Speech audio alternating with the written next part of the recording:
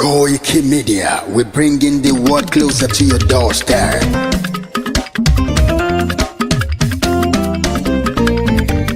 KOIKIMEDIA, KOIKIMEDIA, KOIKIMEDIA, we bringing the world closer to your doorstep. KOIKIMEDIA, KOIKIMEDIA, KOIKIMEDIA, we bringing the world closer to your doorstep. Àwọn sọ́lára àgbà yìí dá, àwa ló láṣà àti èdè. Gbígbédè lárugẹ nílẹ̀ Oòduà o, àwa gangan ni bàbá. KOIKIMEDIA, KOIKIMEDIA, KOIKIMEDIA, we bringing the world closer to your doorstep. They never sabi wetin we carry for her. But they move closer before they go sabi. I said they never know wetin we carry for body. But they move closer before they go sabi. Ọ̀kín lọ lọ́jà ẹyẹ, kìnìún ló ló lajú. Ẹyẹ tó dorí kodò bí àdán ọgbẹ́jẹ lẹ́nu. Ká ṣiṣẹ́ fún ilẹ̀ bàbá wa, ká ṣiṣẹ́ fún ìlú bàbá wa, ká jùmọ̀ sowọ́pọ̀ ká lè gbó Odùduwà. Odùduwà kò bá lè gbé wá. Ọmọ Odùduwà ṣe gírí, ẹ dìde fún ẹ̀tọ́ adúláwọ̀, ká lè jọ jùmọ̀ gbé délẹ̀ ìlérí, ká wálé gba ògo ilẹ̀ wa, ká ṣiṣẹ́ ká lè jọ gbàdé, ká lè gbàdé adé adúláwọ̀, àwa ni mọ̀lẹ̀ tí yóò tàn káàkiri. Ọmọ Odùduwà ni wá. KOIKIMEDIA, àwa là ń gbé tó lárugẹ. Ètò tó pọ̀jù owó tiwa máa ní. Kásá ẹgbẹ́ polówó ọjà wà kájé bùgbà yín jẹ. Ètò tó pọ̀jù owó tiwa máa ní. À ń gbé tó lárugẹ, à ń gbàsà lárugẹ. Ètò tó pọ̀jù owó tiwa máa ní. News and sports ẹ máa rí gbọ́. Ètò tó pọ̀jù owó tiwa máa ní. Ọmọ Ìjẹ̀bú alárẹ̀mí ló ní kí n máa ké tantan. KOIKIMEDIA ọ̀rọ̀ lágbájúmọ̀ mi o, máa bá ṣẹ̀rẹ̀ lọ o. Ọmọ Yorùbá nìyẹn, ọmọ Yorùbá tata o. À ń gbádùn rẹ, ọmọ Ìjẹ̀bú alárẹ̀mí, ṣẹ́yìn ló máa fi dìbò tẹ̀ mọ́lẹ̀ o. Ẹ̀yin lọ́mọ onígbò máa ń dé mádémádé, ẹ̀yin lọ́mọ onígbò máa wọ̀ o. Igbó máa wọ̀ kájòjì ò gbọ́dọ̀ wọ̀, àjòjì tó bá wọ̀ bẹ́ẹ̀ á tẹ̀lé ní ẹbọra.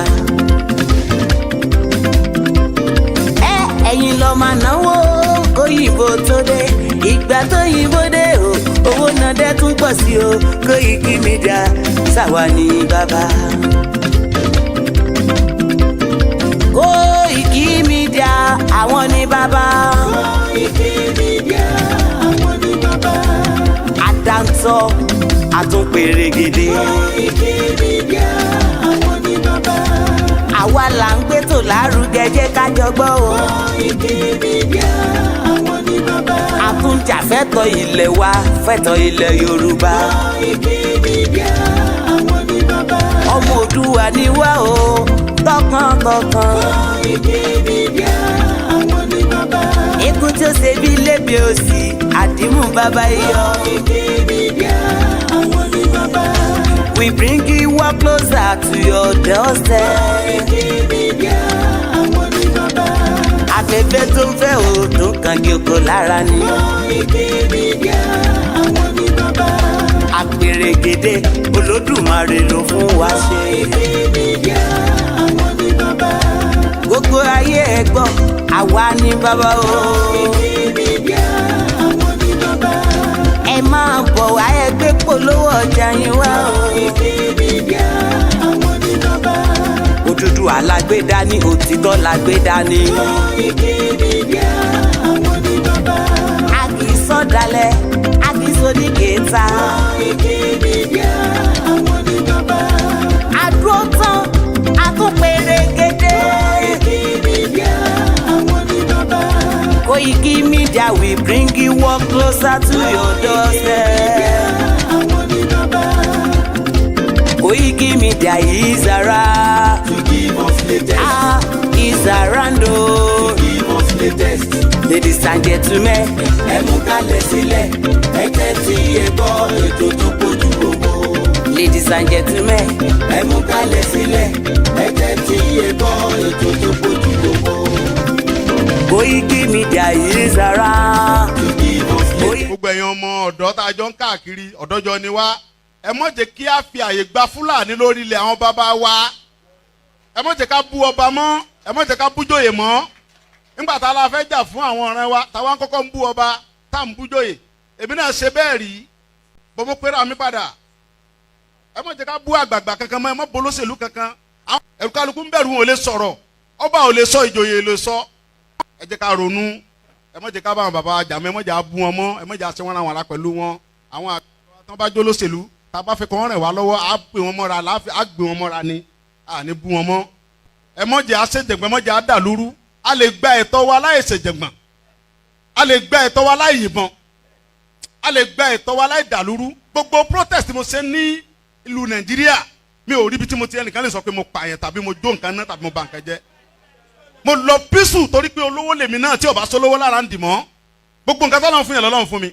Mi ṣe tálákà tó dé pé mo dìde fúnjà Yorùbá. Big man ni mí, àwọn tó jẹ́ ọ̀rẹ́ mi tó súnmọ́ mi tó ní owó ní kí ni mo wá lọ bẹ̀.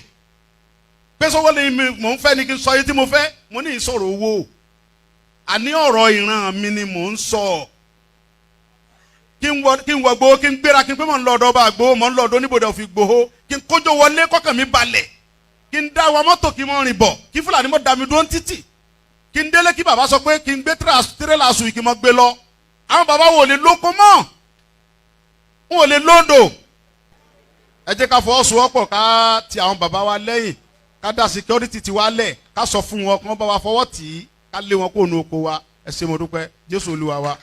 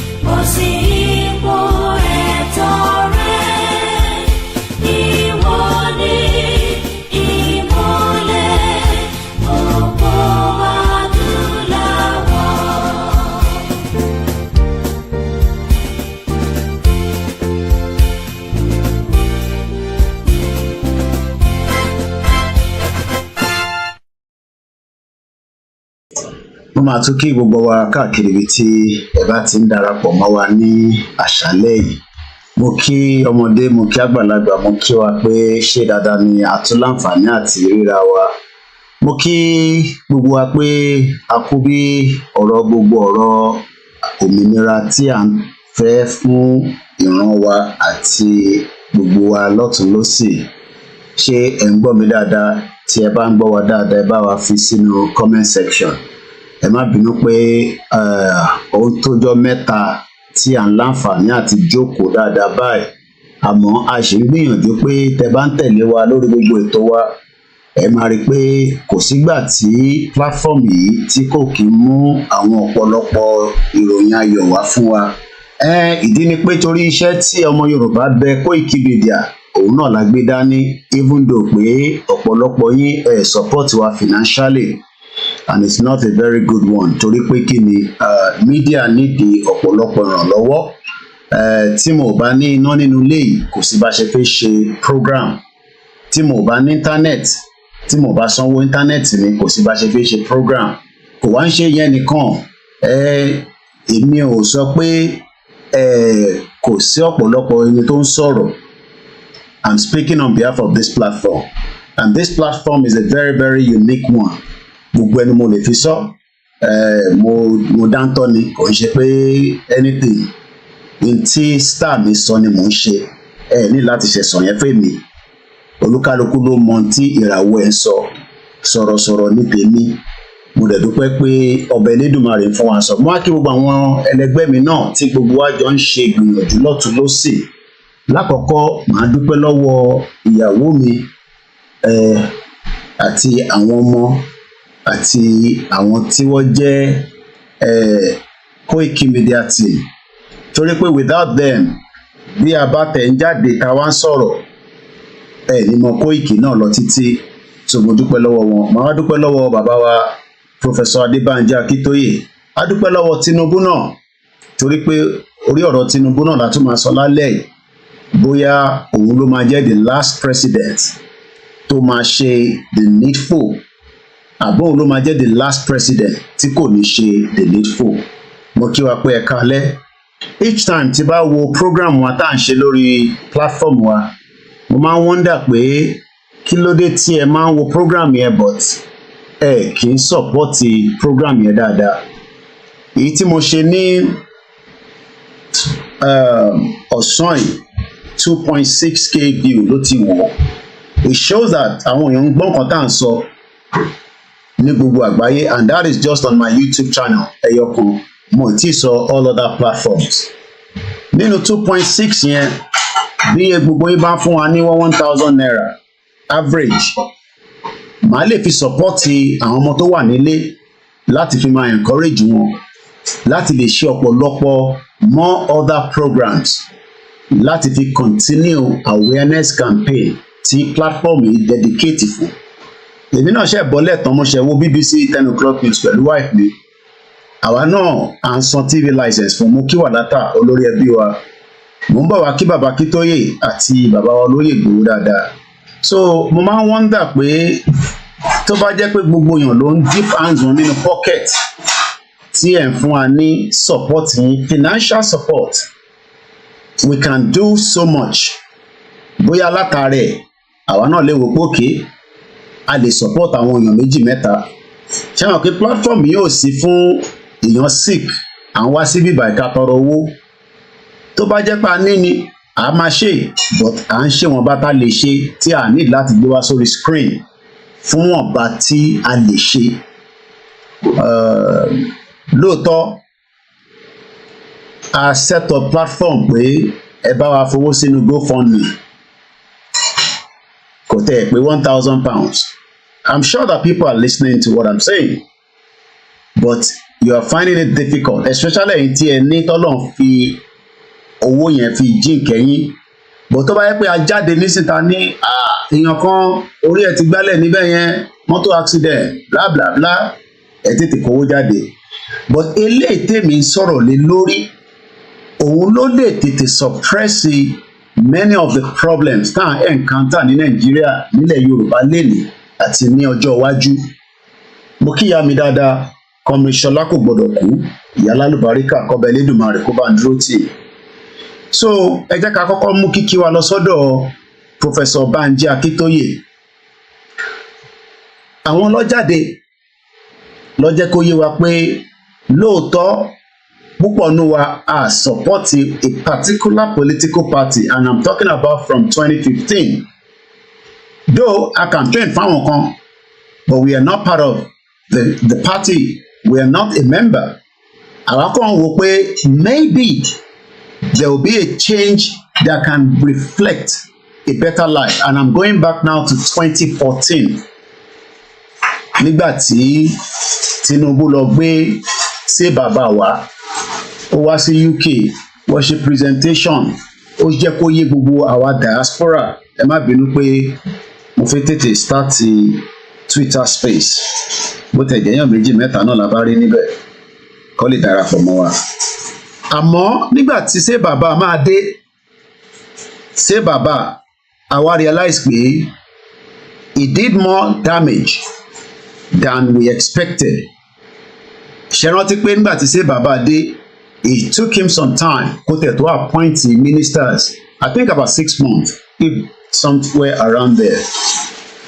So from 2015 here, àwa bẹ̀rẹ̀ sí criticize the government ìyẹn Buhari pé irú ìjọba ò lélẹ̀ kẹ̀ àṣà àtẹ̀ tí mọ̀ pé mẹ́wàá ń bọ̀ àwa rò pé bóyá yẹ̀yẹ́ ni but Aṣíwájú Bọ́lá Tinubu ló lọ gbé Buhari wá oníṣèkíní ó lulẹ̀ ó ṣèkejì ó lulẹ̀ ó ṣèkẹta ó lulẹ̀ lòun wá pé bó ṣe ń ṣe kọ́ nìyẹn òmùgọ̀ nìyẹn àwa bá wa Yorùbá àwa expert àwa ti mọ̀ nípa politics a mọ bí game yẹn ṣe máa play tá máa fi defeat PDP and true and false Ọlọ́run fún Tinubu ṣe orí Buhari gbé débẹ̀ ìgbà tí Buhari wá débẹ̀ Buhari wá di double agent ìgbà míì àrí Buhari tó máa dà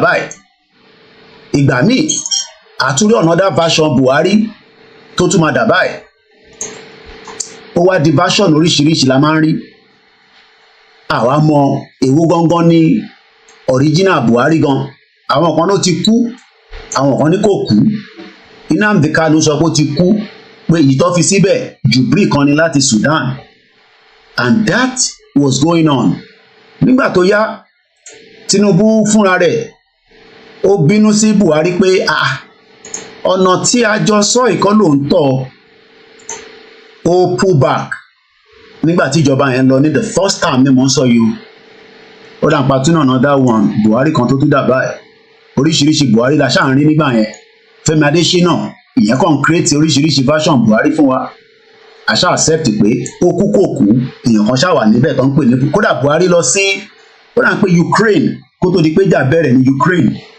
ó lọ visit ní Ukraine ó ní even say I am dead but I am alive. Eventually Buhari left and no kó tó di pé Buhari lọ nígbà tó di pé Buhari sense pé Tinubu ò ní support òun ní second term ó deceive Tinubu pé kó máa bọ̀ again pé kó má worry káwọn jọ parí ìjọba ẹ̀ gbogbo ala rántí mo kàn take wa back torí pé expectation a lot of Nigerians ni pé Tinubu ló lọ gbé Buhari wá òun ló dá problem sí wa lọ́rùn ṣé òun ló máa wá yanjú problem yẹn Tinubu fúnra rẹ̀ gan sọ pé Nàìjíríà ló jọ òun lójú àfi báwo ló ṣe sọ níbí báyìí ó ní ìṣọ̀kan Nàìjíríà lòun wá ìṣọ̀kan Nàìjíríà lòun wá ọ̀nà tó máa gbà rí yẹn láì tí mọ̀ but lóòótọ́ ó gbìyànjú òun náà dùn sọ́tún ó dùn sósì ó dífá ó lọ sọ́dọ̀ Jésù ó lọ sọ́dọ̀ talisman ó ṣà lọ sí gbogbo tó ti lè fún lágbára pé òun máa di president Ọlọ́run dẹ̀ fún ṣe. The question náà ní sí ni pé táwọn ọmọ Yorùbá wá ń béèrè ní sí pé ǹjẹ́ Tinubu fúnra rẹ̀ báyìí mo fi line ẹ̀ dáadáa ni o ìṣọ̀kan Nàìjíríà jẹmí lógún eventually ìgbà tí Tinubu sense pé Buhari play game pẹ̀lú òun ó pull back Buhari ṣe second term láàrin pé Buhari ṣe second term àti first term according to statistics 28,000 ọmọ Yorùbá ló kú 28,000 nígbà tí àwọn IRA tó ń bá British fa wàhálà for 30 years èèyàn 28,000 ló kù mo fẹ́ kẹ́ máa mú bẹ́ẹ̀ yẹn kẹ́ máa mú lò that means pé for the period of time tí Buhari fi wà lórí oyè ẹ̀mí ọmọ Yorùbá tó sọnù ó lọ sí 28,000 lẹ́mìí tó sọnù and that is a huge number but mo ṣe ń kí lọ lọ́wọ́lọ́wọ́ mo kí ẹ̀yin ọ̀jọ̀gbọ́n torí pé mo mọ̀ pé orí ètò ti bíbà ẹ máa ń fẹ́ jókòó pé kí ni mo fẹ́ sọ mo dẹ̀ dúpẹ́ pé èmi náà ná àwọn team mọ̀mísí mi wà lára àwọn team mi àkàn fi wọ́n sínú gúrùpù ni torí pé there are some things I say online tí mọ̀mísí mi máa ń sọ pé no platform ẹ ti kọjá platform tó kàn máa sọ̀rọ̀ anyhow so she's one of the board of directors àwọn ìyàwó mi náà the same thing kódà àwọn ọmọ mi náà the same thing but mo dúpẹ́ fún bàbá Akíntóyè kọ́lọ́run ọba Elédùmarè kó jẹ́ kí bàbá yẹn kí a rí bàbá yẹn pẹ́ dáadáa bàbá yẹn ó ti wá wo gbogbo future Nàìjíríà pé eré táwọn sá nígbà táwọn wà lọ́dọ̀ bíi tiwa àwọn fọ́ propel Nàìjíríà pé kó lọ sí direction tó máa jẹ́ the most powerful black nation in the world eré yẹn làwọn bàbá yẹn sá nígbà táwọn náà ń ṣe bí ọ̀dọ́ bíi tiwa because tá a bá wo age bàbá Akíntóyè is about 49 almost 40 years plus older than me now ìwọ tí o wà ní age bracket èmi ò sọ àwọn tó wà ní 50 plus àwọn tó wà ní 50 plus ti gbìyànjú but àwọn náà rí i pé ó ti fail but àwa táwa between 45 wá sísàlẹ̀ àwa náà wá ń propel pé a fẹ́ fix Nàìjíríà the same thing tí bàbá Akíntóyè ṣe tí wọ́n ò rí ṣe délẹ̀ kò ń ṣe fault wọn in tí àwọn òyìnbó mọ̀ọ́mọ̀ dá sílẹ̀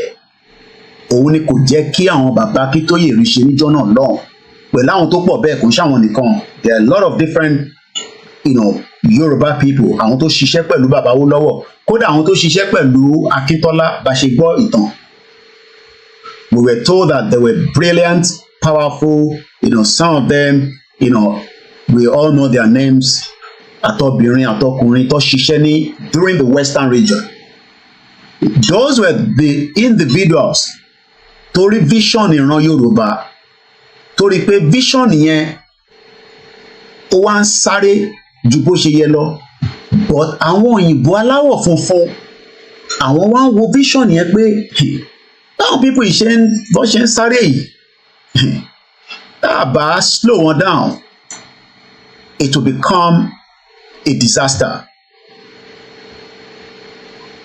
Eventually they became crafty. Wọ́n gbé àwọn kí ló ṣe fóònù ilé tó kú kẹ ló ti sọ fún mi pé òun fẹ́ kú tí mo tètè rẹ̀ àdéhùn chájẹ nìkẹ ló ṣẹlẹ̀ kẹ. Wow, that's strange. Ló máa kú fún rẹ ni ẹ má bínú. Mo kàn mú wa lọ sí some kind of background torí pé now there is a big task tó wà fún Tinubu nísìnyí. The task is he going the direction of mo ń bá wa kẹ́yìn media kájọ wà nílé máa kí dáadáa. Is Tinubu going to listen sí bàbá Akíntóyè directly or indirectly or aṣorí kunkun á decide pé tó bá wọn lòun máa ṣe? I'll come to that in a minute. So mo kí bàbá Akíntóyè dáadáa kọlọ̀njà rẹ̀ yín pẹ́ mo wá kí gbogbo àwọn bàbá tí ó wà lábẹ́ wọn mo wà lórí fídíò kan pẹ̀lú dádì wa kan náà in their 80s lamẹ́ríkà lánàá lórí fídíò kan wá ń sọ̀rọ̀ so kò ń ṣe bàbá Akíntóyè àwọn náà anáwọn tó yẹ pé wọ́n wà within that 80 years old tó yẹ pé expectation tiwọn náà ni pé Nàìjíríà will be a very powerful place.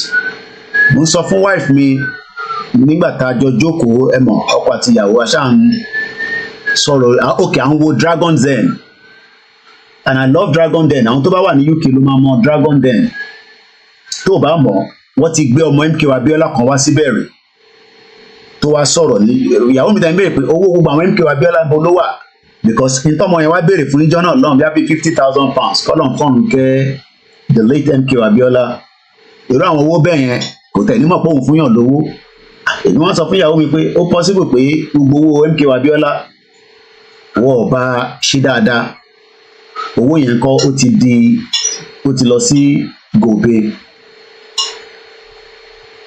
Kí ni mo fẹ́ fààyọ ni pé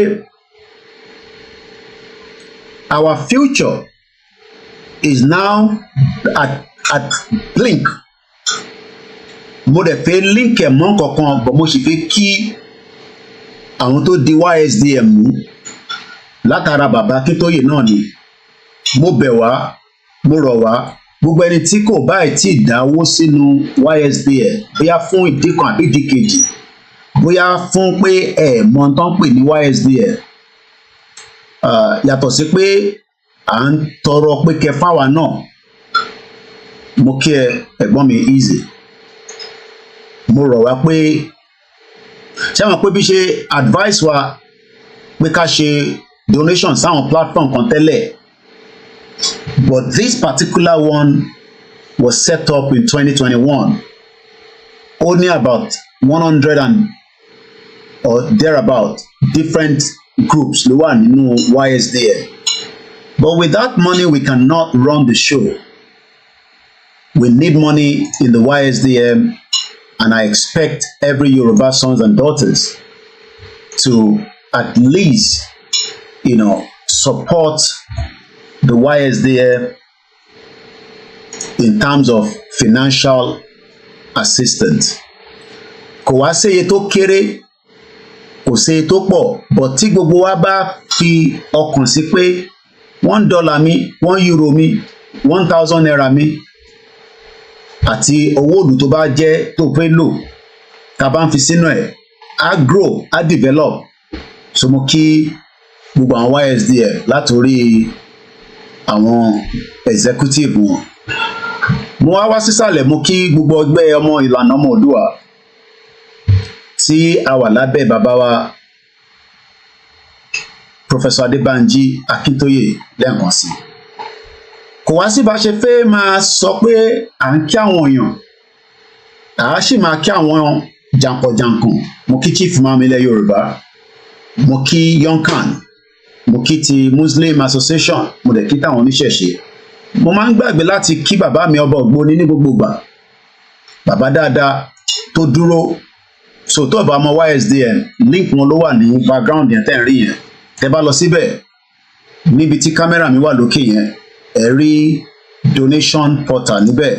So tí bá move kámẹ́rà mi wá sísàlẹ̀ díẹ̀, so ẹ rí pé ó ní donation portal. Tẹ́ bá gbọ́wọ́ lé, á easy fún yín.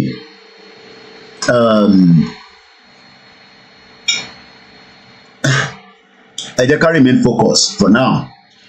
Ẹ mọ̀ pé platform tó wà very very sensitive, and I'm not gonna be distracted. Mo ti rí comment yín brother mi Ibiyemi. Ẹ jẹ́ ká focus. Ibi tí gbogbo wa ń lọ, a máa débẹ̀ lágbára Elédùmarè. Kò sẹ́ni kankan tó lè bà orúkọ bàbá wa Lóyè Ìgbòho jẹ́, mo sì máa kí wọn dáadáa.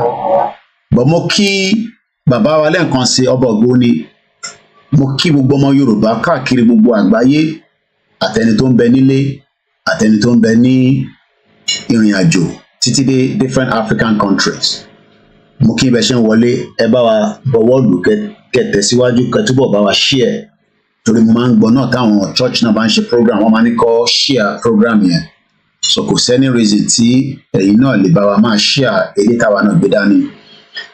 Nígbà táwa ń kí àwọn èèyàn, a máa kí bàbá wa olólùfẹ́ wa, ẹni tí gbogbo ọmọ aráyé ń fẹ́, kọ́ba Elédùmarè kó bá wọnú ọlá ẹ̀, inú ọlá tí ó fún ẹ,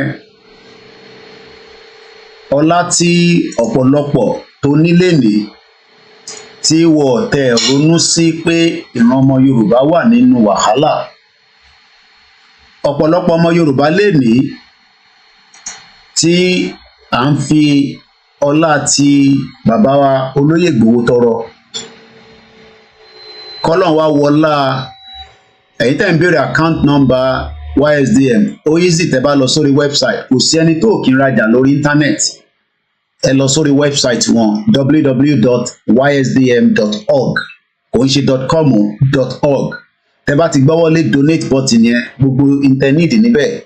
Kódà ó tún ní àpẹẹrẹ oríṣiríṣi ọ̀nà tẹ́ bá fi donate, tó jẹ́ pé mò ń bọ̀ láti wá kí bàbá wa padà, mo kọ̀ ríyàn kan tó ń béèrè account number. Tẹ́ bá lọ sórí donate section yẹn, ẹ rí i pé a sọ pé currency wo lẹ fẹ́ lò, ṣé náírà lẹ fẹ́ lò, tẹ́ bá sọ pé náírà a sọ ṣé security lẹ fẹ́ dáwó yẹn fún, ṣé welfare, ṣé food bank, àbí eléyìí tí wọ́n ní ká máa lọ dá ní monthly tó ń pè ní Ọ̀rànmíyàn 10. Gbogbo wa ni ó kàn ó. Ṣe rí àti máa wo program nìkan kọ́ lọ́rọ̀ tó wà nílẹ̀ mọ́ nísìn, àti máa dáwó sínú ẹ̀ ó wà very very important. So it's not about account number ọ̀lẹ́lẹ̀ website, kò sẹ́ni tó kí ń rajà, kò sẹ́ni tó mọ bó ṣe ń ṣe. So ẹ jẹ́ move bàbá Awólọ́wọ̀ kúrò níbẹ̀, ó blọ́ọ̀kì view yẹn. So it's a very easy one. Ẹ lọ sórí website, kódà àwọn ìyá àgbàlagbà gan mọ bó ṣe ń rajà lórí internet. Tẹ́ bá wà mọ̀ ẹ bá ń pè àwọn ọmọ yín, àwọn grandchildren yín pé ẹ fẹ́ sanwó ti yín, ẹ jẹ́ ká fi ṣe bígbà tá à ń san owó fún ìran wa náà ni. Eléyìí kò ń ṣe pé mo fẹ́ gba commission lórí ẹ̀, èmi gan máa ṣèdá tèmi náà, èmi náà ti dà, but èmi náà máa dá tèmi, èmi náà ní dájú £1 lọ, torí £1 náà mo ní ká máa dá síbẹ̀. Ká bá ní 1 million ọmọ Yorùbá tó ń dáwọ́ £1 síbẹ̀, mo fẹ́ yọ bàbá Awólọ́wọ̀ yẹn kúrò so that ká lè rí screen yẹn dáadáa. So tẹ́ bá lọ sórí ẹ̀ ẹ rí i pé ó wà straight forward. A béèrè pé èló lẹ fi dá 1000 naira, a béèrè donors name Ọláyọmí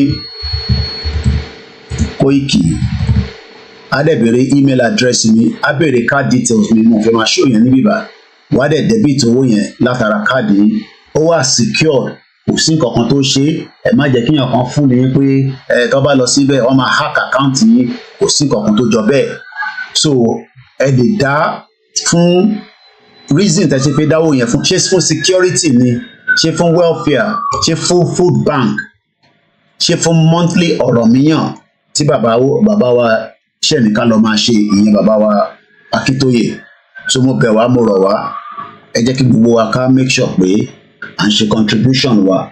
I mean £1 àtẹnumọ̀ padà owó yẹn síbẹ̀, tẹ́ bá tẹ̀ wá set it up as direct debit, that £1 will just be coming up. Tẹ́ bá dẹ̀ wá níjọ́ £10, níjọ́ £5 ẹ fi síbẹ̀.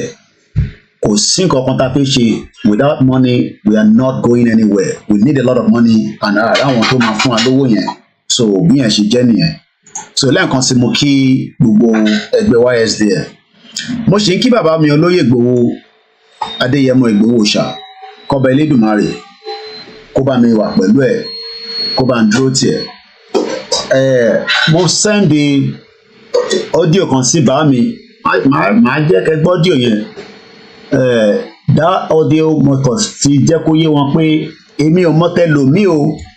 Mo send audio yẹn ní 2 hours ago precisely, ní 2100 hours, which is about 9 PM lọ́dọ̀ tiwa ní bíbá. Ó ní kankan tí mo wò, máa share fídíò yẹn pẹ̀lú yín. Mo ti share pẹ̀lú àwọn tíìmù wa nínú yàrá tó ń pè ní KOIKIMEDIA. Mo kí ẹ̀yin tẹ́ ń jókòó ẹ fẹ́ gbọ́ ètò talẹ́ yìí. Mo ní ká tètè bẹ̀rẹ̀ náà ni. Ìgbà tí mo sọ fún ìyá mi pé máa parí ní 12, ó yín mú sí mi, ó ní ìwọ tó ní parí ní 12, òun mọ̀ pé ó máa ṣe títí di jábí 1 ni. Kọ́lọ́n kó túbọ̀ fún mi lálàáfíà ara. Mo kí gbogbo ẹ̀yin èèyàn wa, ẹ bá wa pé ètò yìí, ẹ̀yin tẹ́ wà ń lé tẹ́ ní credit, ẹ lè lọ gbọ́ lórí MixLR. Ìyẹn dàbí bí audio version, ó dẹ̀ ń jáde dáadáa, ó dẹ̀ wà cheaper. Mo ti share link yẹn sí gbogbo, tẹ́ bá ń follow mi back to back, ó ti wà lórí gbogbo page wa. Mo wà lórí orí page àlùkà tá ń pè ní Yorùbá Ìṣọ̀kan. Mo dẹ̀ ń lo page brother mi náà Táíwò Thomas, wọ́n fún mi ní access page wọn. So mo kí ẹ̀yin tẹ́ wà lórí platform wọn náà pé ẹ kálẹ́, ẹ káàbọ̀ sórí ètò. Audio tí mo fẹ́ play yìí, tá bá gbọ́ audio yẹn tán, màá wá sọ fídíò tí mo fi send sólóyè, tí mo wá fi audio yẹn tẹ̀lé lẹ́yìn. Ẹ gbọ́ audio tí mo send sí bàá mi olóyè ní 9 o'clock.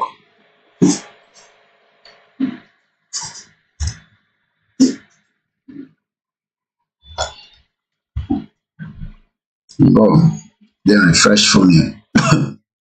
Mo kí gbogbo alẹ́ nǹkan sí i.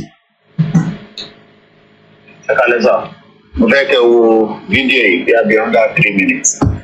Ṣé rí tí èèyàn bá ní kankan ó tó bá ní ọkàn àyà, bàbá yìí 71 years old ni, ó ti kú ní 2021 ní age 34 ló bẹ̀rẹ̀ sí ń lọ lórí omi fún ẹ̀. Ó ti travel 99 days lórí omi láti South Africa lọ sí America.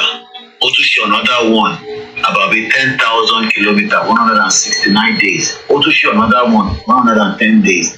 Kí ni mo fẹ́ fàyọ̀ ń bẹ̀ ni pé táwọn ọmọ Yorùbá bóyá pé a bá ṣe tán la rẹ́dì. Ẹ má bínú, mo fẹ́ mú fídíò ẹ̀ jáde.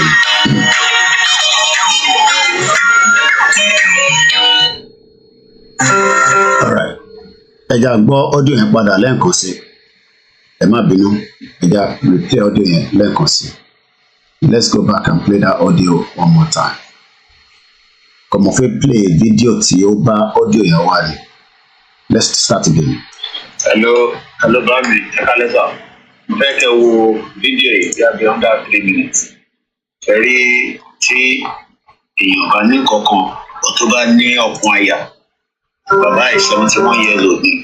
Ó ti kú ní 2021. Ní age 34 ló bẹ̀rẹ̀ sí ń lọ lórí omi fún ẹ̀. Ó ti travel 99 days lórí omi láti South Africa lọ sí America. Ó tún ṣe another one about 10,000 kilometres 169 days. Ó tún ṣe another one 110 days. Kí ni mo fẹ́ fàyọ̀ ń bẹ̀ ni pé táwọn ọmọ Yorùbá bóyá pé a bá ṣe tán la rẹ́dì, a máa move mountain tí a tẹ̀lé nídìí kankan. Bọ̀sí nítorí pé ọ̀pọ̀lọpọ̀ wọn mọ value yín, but àwa tá mọ value yín, a máa dúró tì yín till the end ni, kò dẹ̀ síkú kankan tó máa gbà kọ́kọ́ nu wa. So nǹkan ní kí n tún sọ fún yín pé àwa dúró tì yín tán ni o, because mi ò lè máa rí àwọn nǹkan báyìí. Ọmọ Poland ni bàbá náà, kọ́lọ́n kó fọ̀run kẹ́. Kí n tó ṣe nísìn, àrọ́mọdọ́mọ ẹ̀ á máa jàǹfààní ẹ̀. Now, ẹ máa wonder pé kí ni fídíò yìí all about. Ẹ jẹ́ ẹ tó bá gbọ́ program yìí débi báyìí. I don't know whether they will allow this video to remain on my page. But tẹ́ ẹ bá gbọ́ fídíò yìí, ẹ máa lọ sórí YouTube channel tó ń pè ní Great Big Story. Àbí kẹ́ type in travelling the world with a 71-year-old kayaker. Mo kọ́kọ́ fẹ́ fún yín ní background history bàbá yẹn ká tó play video yẹn. Èmi náà ṣe come across ẹ̀ lórí Twitter tá à ń pè ní X. Ṣẹ́rẹ́ èèyàn ọmọ Yorùbá àtèmi náà àtàgbàlagbà arúgbó, gbogbo atajọ́ ń jàjàngbara yìí, gbogbo wa la ní spirit láti fi defeat àwọn enemies wa. But because a fi ọkàn sí pé a lè ṣe, we can do it. Ìyẹn lọ́pọ̀lọpọ̀ míì ṣe ń fì sẹ́yìn, ẹlòmíì náà ti náwó, ó ti sóhun. Ẹ jẹ́ ká ka history bàbá yìí díẹ̀. Why he kayak across the Atlantic at age 70 years old? Kí ló ń pè ní kayak? Ẹ jẹ́ ká lọ wo nǹkan pè bẹ́ẹ̀. Kayak. Kí ni wọ́n ń pè bẹ́ẹ̀? Àwọn tó máa ń lọ lórí omi pẹ̀lú boat kékeré, small one, òun ló ń pè bẹ́ẹ̀. Mo fẹ́ kẹ́ follow mi, ẹ̀yin tí ẹ wà ní Nàìjíríà, ẹ̀yin tẹ́ wà nílé. Mo ní ètò torí ti KOIKIMEDIA. À ń go extra mile láti mú nǹkan tó máa encourage wa tí kò ní jẹ́ ká wà defeated at this particular time. Ìyẹn mo ṣe ní mo kí brother mi Ibiyemi Family TV, mo kí ọgbà ẹ̀yin tẹ́ wà lórí ìjókòó, ẹ má bínú pé I cannot be mentioning names. Mo kí àwọn tó jẹ́ media as well because of time constraint, but we'll try and appreciate everybody towards the end of this program. Èmi ò ní time láti wá máa sọ so many other things tó ń lọ lórí social media. Bàbá wa ti fohùn sílẹ̀ lánàá, Ìbà náà ti fohùn sílẹ̀ lánàá, and I cannot go further on that. Tó bá jẹ́ pé yẹn lè fi máa gbọ́ other platform are talking about it, I haven't got the time to talk about that. I have a lot of things to tell you láti fi encourage wa lórí ìrìn àjò tá a gbé dání, torí pé ẹ̀yin tẹ́ ń feel defeated already. Maybe you will be encouraged by watching something like this, listening to something like this, so that you can become much more empowered. Torí pé tá a gbé dání, whatever the outcome, àwa la máa defeat àwọn enemies wa. So ẹ jẹ́ ká gba meaning kayak. So ẹ ti mọ meaning ẹ̀, àwọn tó máa ń lọ lórí omi pẹ̀lú very very small tiny boat tí bàbá yẹn ń lò lélẹ̀. Ó ti kú nísìn ní 2021. More than 3 times ló travel on his own lórí omi at age 70. Ǹjẹ́ tí bá pè wọ́n náà nísìn nílé pé ṣé wàá bá mi rìn láti Kaduna láti Kwara wá sísàlẹ̀ tí mo dẹ̀ ní láti fún ẹ lówó mọ́tò, ṣé mo kó máa ń bínú ìwọ tó wà ń lé wà ní Mr. Koiki tẹ́ ẹ bá fún wa lówó àní lọ sí rally. Gbogbo eléyìí ló yẹ ká mú kúrò lọ́kàn ara wa torí iṣẹ́ ta gbé dání kò ṣe pé mi náà owó tá náà ń béèrè àwọn èèyàn fún wa. Èèyàn kan send message sí mi lálẹ́ ní àwọn opportunity kan àwọn fẹ́ ra mọ́tò kan ó lè wà lórí program nísìn. Mo ní tó bá yẹ pé mo ní lóòótọ́ màá rí ìdíje owó yẹn fún yín ẹ̀ẹ́dẹ̀ máa sọ fún mi díẹ̀díẹ̀, but we don't have that money. So tá a bá ń sọ fún gbogbo wa pé it is about a mission tó máa fún wa ní peace léni àti lọ́la, kò sí nǹkan kan tá a fi ṣe. Mo kàn ń prep wa kó tó di pé a máa lọ ka intan kábọ̀ tẹ́lẹ̀ lọ́sàn-án yìí àti lánàá ó ti print ẹ̀ síta bọ̀ máa fi wọ̀n wá náà later. Mo kàn fẹ́ prepare mind wa torí nígbà tí mo rí story arákùnrin ó impress me. Ó jẹ́ kí n rántí ìgbà tí mọ̀mísí mi náà padà sí university at age 70. Àwọn kan ní alájà ẹbí àtòrí owó tán fún wọn lọ ṣe padà lọ sí school. Now ìyá ti graduate, ó ti di university graduate, ó ti yàtọ̀ sẹ́ni tó tẹ̀lé opportunity yẹn bó tẹ̀ yẹ pé wọ́n fún wọn lówó náà ni. Kí ló dé tẹ̀yìn náà lo opportunity yẹn? Ìta ṣe ń sọ pé we must defeat our enemies, but kò ń ṣe pé ká wà stupid. We must prepare our mind. Ọ̀tọ̀ ní oògùn, ọ̀tọ̀ ní àyà. Púpọ̀ nínú wa a ní àyà, a dẹ̀ lóògùn. Ẹ jẹ́ ká gbọ́ story arákùnrin díẹ̀ sí. When Alexander Dober Kayaki, ẹ ti mọ meaning Kayaki nísìn. Kayaki ni pé ó lọ lórí omi báyìí. Ǹtẹ̀ ń wò níbí báyìí, òun náà pè ní Kayaki. Ṣẹ̀rí nǹkan tó wà níwájú ẹ̀, ṣẹ̀rí pé òun ní ẹ̀ lórí omi yẹn. Òun nìkan ni ó ló ń travel lórí omi yẹn láti South Africa lọ sí America. Bàbá yẹn lẹ̀ ń wò yìí o, age 70 ló ṣe ìrìn àjò yìí. Ìwọ ọ̀dọ́ tó jẹ́ less than 40 bíi tèmi, mò ń pè ẹ́ sórí ìrìn àjò yìí. Òun ní kí n ṣọ́tọ̀, òun ní o fẹ́ fix Nàìjíríà tí bàbá Akíntóyè náà fẹ́ fix nígbà táwọn náà wà ní age wa tó rí fix. Òun nìwọ wá ń sọ pé o fẹ́ fix. How you going to do that? I don't know, but I pray that many of our people will listen as quickly as possible and accept the truth that the country called Nigeria has just failed to work. Kò dẹ̀ sí ìkọ̀kan tẹ́lẹ̀ ṣe sí, kò sí àdúrà tẹ́lẹ̀ lọ gbà ní any of your churches, your mosque tó lè revive Nigeria. So ẹ jẹ́ ká ka story bàbá yìí ní kíákíá torí àsìkò. And it goes like this.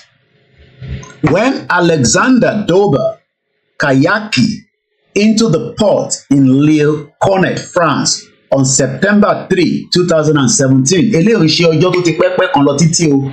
2017 ó kù 2 years tí Buhari máa parí first tenure ni bàbá àgbàlagbà kan lọ lórí omi tó ń create in tó yẹ pé lọ́la lẹ́nìí ní ọjọ́ iwájú tí táwọn generation ẹ̀ bá ń dé wọ́n máa sọ̀rọ̀ bàbá yìí.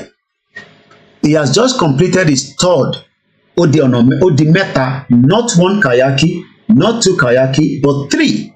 He did what we called traveling on the water Atlantic Ocean lẹ́ẹ̀mẹ́ta within the space of time. The last mission tó ṣe ó lọ sí the highest mountain tó ń pè ní Kilimanjaro. Ó débẹ̀ lóòótọ́, ibẹ̀ lọ́lọ́jọ́ dé bá sí kọba Elédùmarè kó foríjì kó tẹ̀sáfẹ́fẹ́ rí. He was a few days shy of his 71st birthday. Oh, let me read that again. And I hope you can see, if not, monitor screen in maybe by. Yeah, you can all see it properly. Let me just highlight it. When Alexander Dober, Poland, kayaki into the port in Le Cornet, France on September 3rd, 2017. he had just completed his third and by far most dangerous solo transatlantic kayaking trip. Ẹ̀gbọ́n kan tó kàn bẹ́ẹ̀, the most dangerous. Right now, the Yoruba people are in danger, but some of us are determined to face that danger regardless of whatever it takes. Kàkà bẹ́ẹ̀ ṣe làwọn kan tó ń sọ fún wa pé àsìkò tí tó àwa náà okay. The option is now left for the current administration, which Professor Akintoye is advising Tinubu that Nigeria needs now the courage to dissolve peacefully, and the solution is not a war. It was a few days shy of his 71st birthday. He was unaccustomed to wearing pants. He had been at sea. Ẹgbọ́n mi bàyẹ̀ dáadáa. Ó ti wà lórí omi for 110 days alone. Tí bá ní kí wọ́n lọ jókòó sínú igbó nísìn fún 2 days. Ǹjẹ́ ò ní sọ fún mi pé because these are the messages tẹ́ máa sọ fún wa. Tá bá ní kẹ́ lọ sí mission ẹ sọ pé Koiki báwo mo ṣe máa tọ́jú ìyàwó mi nílé báwo mo ṣe máa tọ́jú ọmọ nílé. Mo ní okay, no problem. No problem. These are reasons why we try to bring this kind of information. Mo lè kà fúnra mi kó má ní ìwúlò fún èmi nìkan, but I bring this out láti fi ṣe ọ̀rọ̀ ìgbìyànjú fún àwa tá wà lórí ìrìn àjò yìí. Bàbá 71 years old òun nìkan wà lórí omi fún 110 days. Òun nìkan pẹ̀lú Elédùmarè ẹ̀ kò wá sọ pé lórí omi yẹn ẹja máa gé òun jẹ òun máa dà sínú omi kò ro gbogbo yẹn rárá. He went on and on to remain because ó fẹ́ fulfil mission táwa náà fẹ́ fulfil nísìn ni pé a fẹ́ kúrò nínú Nàìjíríà.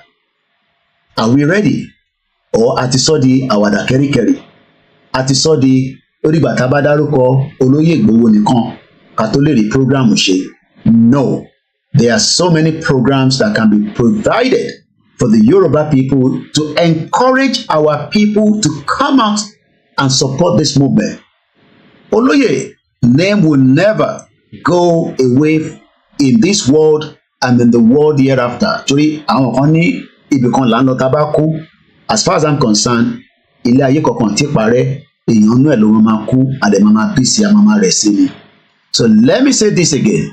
There are many things that we can talk about, and that is why this platform does not go in a different direction with others. We try to bring something that can resonate with your spirit, whether you are Christian, whether you are Muslim, whether you're a traditionalist, because those things will encourage you maybe just to support the vision and the mission of the reason why we need to leave Nigeria and start thinking about our own nation. Let's go further. He had been at the sea for 110 days alone, having last touched land that May at the New Jersey Barganet Bay. Ó kúrò ní New Jersey ní May, ó wá wà lórí omi fún 110 days nígbà tó máa fi dé France. The trip, and I'm going to move away after this quickly, the trip could have easily ended 5 days earlier when Dover was just a few hundred feet off the British coast, but he had promised himself when he left New Jersey that he would kayak not just to Europe but to the continent proper. So he stayed on the water nearly another week in the 1 meter wide boat. Sori inú ibi tó wà, ìwọ nísì tá bá ní kí o lọ síbì kan o sì ní space tó lè fi manoeuvre, ó wá máa béèrè ọ̀pọ̀lọpọ̀ nǹkan tí a lè fún yín, and for that reason some of you refuse. Ẹlòmíì ti gbàgbé pé tó o bá tẹ̀ wá nínú Yorùbá nation movement, just like myself, I always say it, whether you support or not, ìyàwó mi òun lọ bí iṣẹ́ láàárọ̀ ọ̀la, ìwọ̀nba tó bá lè ṣe, ìwọ̀nba tèmi náà bá lè máa ṣe separately, máa máa fi survive ara mi. If I don't live in Nigeria for the next 30 years, kò sẹ́ni tó lè mú mi. Ara àwọn tó ń gbádùn ayé wọn níbí báyìí, tó ń ṣe life wọn lọ, tó dẹ̀ ń decide tó fi ṣe pẹ̀lú life wọn, mo rẹ́ni tó dé láàárọ̀ yìí láti Nàìjíríà kódà àti airport lọ ti pè mí pé Mr. Koiki mo kàn ní kí alára àwọn tó lọ sí òkú màmá wa ká ṣe àwọn dẹ̀ to stay back because of all that. Àárọ̀ yìí lọ pè mí láti Heathrow ní at exactly 6:30 pé àwọn kàn ní káwọn sọ fún mi kọ́ ó bá mi gbé kankan bọ̀ mo sọ fún yín pé Nàìjíríà tèmi ojoojúmọ́ ni I don't have to go to Nigeria. I can stay in this country and travel around the world. Màá kọ́ avoid Africa ni and nothing can happen to me. Èmi ni mo bí tí máa kọ́ lọ ní ìlú tí mo fi pé tí bá lọ ó lè lọ di problem mo ní lọ síbẹ̀. Màá dẹ̀ ra máa ṣiṣẹ́ tí mo lè máa ṣe níbí báyìí láti fi sustain ara mi àti family mi. But that means pé mo ti ń wà selfish nípa ara mi nìyẹn. I am not thinking about humanity. That is the reason why àwa fi sọ di full time. But èyí tá a ṣe sọ di full time ni pé kẹ́yìn náà tẹ wá lọ ń ṣiṣẹ́ ẹ support àwa. Tèmi bá lọ ń ṣiṣẹ́ nísìnyí mo ní kẹ́ máa support mi. Ìbáwọn mídíà wa tó kù ń ṣiṣẹ́ and I mean hardly lè máa fi ní kẹ́ support àwọn ọ̀pọ̀ nítorí pé mi ò tí ì ṣiṣẹ́. A dẹ̀ ti sọ lọ́dún mẹ́ta sẹ́yìn pé eléyìí la fẹ́ fi ṣiṣẹ́. Tí a bá wá pè pé kò wọ́tẹ̀ pé ká fi ṣe full time màá lọ máa ń kàn tí máa ṣe ìgbà tí bá dẹ̀ lè ṣe náà la máa ṣe but that means pé ìrìn àjò yìí máa pẹ́ ju bó ṣe yẹ lọ because àwa kan mú sígbà àyàjúra wa lọ and I am not pleasing myself here. I take this as my personal project that we have to deliver. Bí wọn náà ṣe ń deliver project níbi iṣẹ́ tó ti ń lọ ṣiṣẹ́. So I'm gonna move swiftly because ọ̀rọ̀ bàbá ìkọlá wa mo kàn fẹ́ ká mọ̀ pé bàbá tí à ń sọ̀rọ̀ ẹ̀ yìí for 110 days he was alone on the sea. Ibẹ̀ ní ilẹ̀ máa ṣúba ibẹ̀ làárọ̀ máa dé bá ibẹ̀ lòun máa pamọ́ bẹ́ẹ̀ pẹ̀lú gbogbo ẹ̀ náà ìtorí pé kí ni ó fẹ́ deliver mission ẹ̀. Ǹjẹ́ ìwọ náà ready bẹ́ẹ̀? Ó easy fún ìwọ tó wà lórí ẹlòmíà send audio ó dòdòdòdòdòdò ẹjọ́ ti pọ̀ jù. Bàbá Koiki ọ̀nà báyìí ni ká gbà náà ìgbà tèmi náà rí pé ó lè convenient láti lọ fi ọwọ́ kún bàbá Akíntóyè àti Ìgbòho mo travel lọ sí Nàìjíríà mo lọ bá wọn ṣe 6 months ẹ̀yin náà lọ ṣe mọ́ pẹ̀lú bàbá Akíntóyè ní Benin Republic. Ẹ má jókòó sórí social media ẹ máa ṣe voice oríṣiríṣi ẹlòmíì wà Nàìjíríà kò tí lọ rí bàbá Akíntóyè ní Benin Republic àfi kẹ́ máa release audio fò káàkiri. The trip àti Kabẹ̀yẹn so he stayed on the water àti Kabẹ̀yẹn. Now wọ́n ní he endured touring waves in the cufflink cabin where he spent almost 4 months not sleeping more than 3 hours at a stretch. Ǹjẹ́ ti bá sọ fún wọn nísìnyí pé kò sọnù lójú wa o àní ṣe ìwọ kì í sùn nínú ilé tiẹ̀ ni. This is why I say that oorun ò ní sí lójú wa nísìnyí ọ̀ntì tá a bá débi tá à ń lọ torí pé tí Tinubu bá lọ ṣe tán tí Elédùmarè ò ní gbà bẹ́ẹ̀ fún àwọn bọ̀ á gbà fáwa pé a ti máa kúrò nínú Nàìjíríà. I'll just leave it like that. Èmi ò ní come out and say Ọlọ́run jẹ́ ká ṣe election kankan mọ́ tó mú sọ yẹn ní 2021, 22, 23 dá mi lóhùn but mo kàn sọ pé by the time tí Tinubu máa fi ṣèjọba ẹ̀ tán ní ọdún mẹ́rin tí síta wà yìí kí olúkàlùkù ti lọ but ìyẹn kù sí mi àti ẹ lọ́wọ́ ọ̀rọ̀ ẹnu kọ́ ló máa ṣe owó wà involve ara máa ní wá a máa dàbẹ́ ni tí ìyàwó ẹ̀ fẹ́ bímọ tó gbogbo nǹkan máa ṣe ìgbé a máa gbọ̀n tútù a máa mú kódà ní tí ìyàwó ẹ̀ fẹ́ bímọ lábúrọ̀dì kan tó yẹ pọ̀ fẹ́ ni oríṣiríṣi a máa ṣe à ń bọ̀ sí pọ̀sẹ̀ tó wà Nàìjíríà. So if you're thinking that Yoruba nation no going back ìyẹn lè máa fi gba Yoruba nation you are all wasting your bloody hell time. Ó bẹ́tà kẹ́ tètè ya bọ́lẹ̀ kẹ́ lọ máa fix Nàìjíríà. That is if we are serious. We will hold tight. We will be going through a lot of endurance. Ó ń ṣe ti endurance àwọn olórin o. Wọ́n ní bàbá yìí fún oṣù mẹ́rin tó fi wà lórí omi wákàtí 3 péré ló fi ń sùn.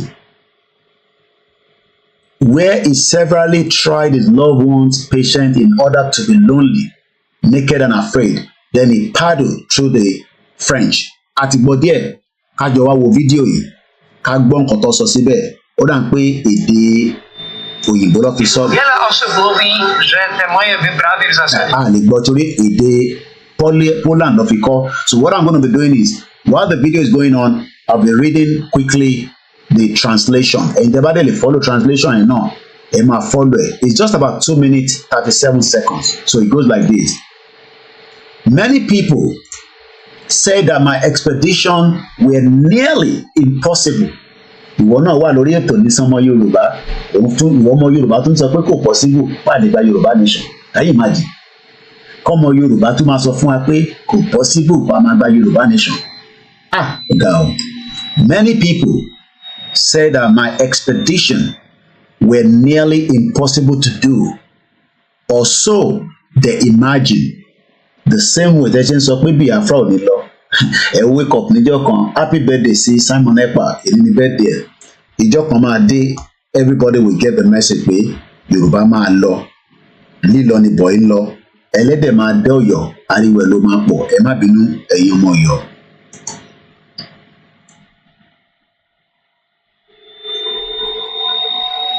Bàbá yìí náà nìyẹn o. My name is Alexander Doba. I am a little over 71 years old.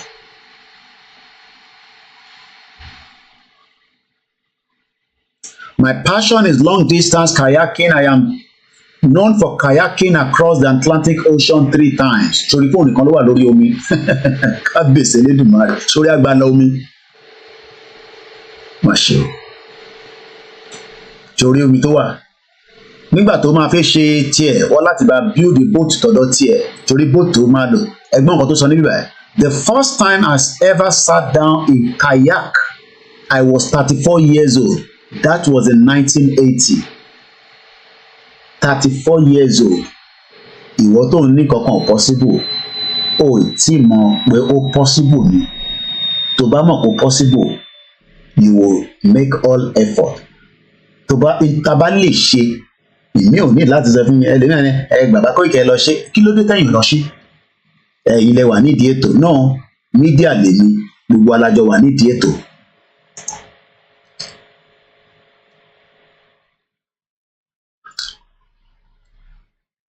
I like it so much that it became my passion and now I cannot quit it even if I wanted to. Ó dàbí kéèyàn kan sọ fún mi nísìnyí pé ọ̀rọ̀ Yorùbá nation tó ń ṣe yìí ṣé kò ní sú ẹ ó ti wà nú ẹ̀jẹ̀ ni. But to cross the Atlantic Ocean, I needed a big kayaking built specially for me. It's all beautiful here. This oceanic kayaking was over 7 meters, 23 feet wide, with a sleeping cabin. My first expedition across the Atlantic was from Africa to South America. It took me 99 days. I sailed 5,500 kilometers. That's about 3,418 miles. Baba, 70 years old. Ìwọ ọmọ 30, ọmọ 40, ìwọ ọmọ 50, Baba 60. À ń sọ̀rọ̀ Yorùbá nation. Ẹ̀ ń sá sẹ́yìn. Ẹ sọ pé kò lè possible. Koiki àti Ìgbòho àti Baba Akíntóyè ń lẹ́fẹ̀ẹ́ dá Nàìjíríà rò. Bí a Nàìjíríà ò tí ì dàrú fúnra rẹ̀, ó kù díẹ̀.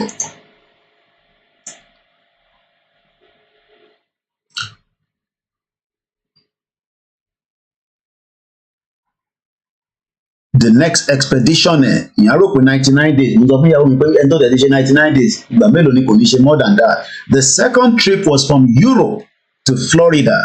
Europe níbi táwa wà yìí ó wá gbéra láti Europe lọ sí Florida.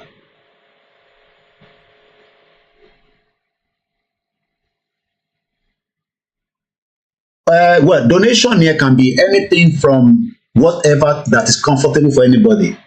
Èmi kàn ń lo $1, £1 yẹn, but if you can do more, ìyáwá Iyọ̀lá Adédoyin www.ysdm.org. So tẹ́ bá lè ṣe jù bẹ́ẹ̀ lọ, definitely there is nothing wrong in that. Ẹ lè ṣe jù bẹ́ẹ̀ lọ kẹ́ bẹ̀rẹ̀ pẹ̀lú $10 àbí £10 kẹ́ dẹ̀ tún drop it down. Èyí tó bá convenient kò ń ṣe dandan pé ó gbọ́dọ̀ jẹ́ £50. Àwọn kan máa ń rò pé bí tẹ́ bá fún ìrànwọ́ ní 50. No, sometimes because I need so many bills.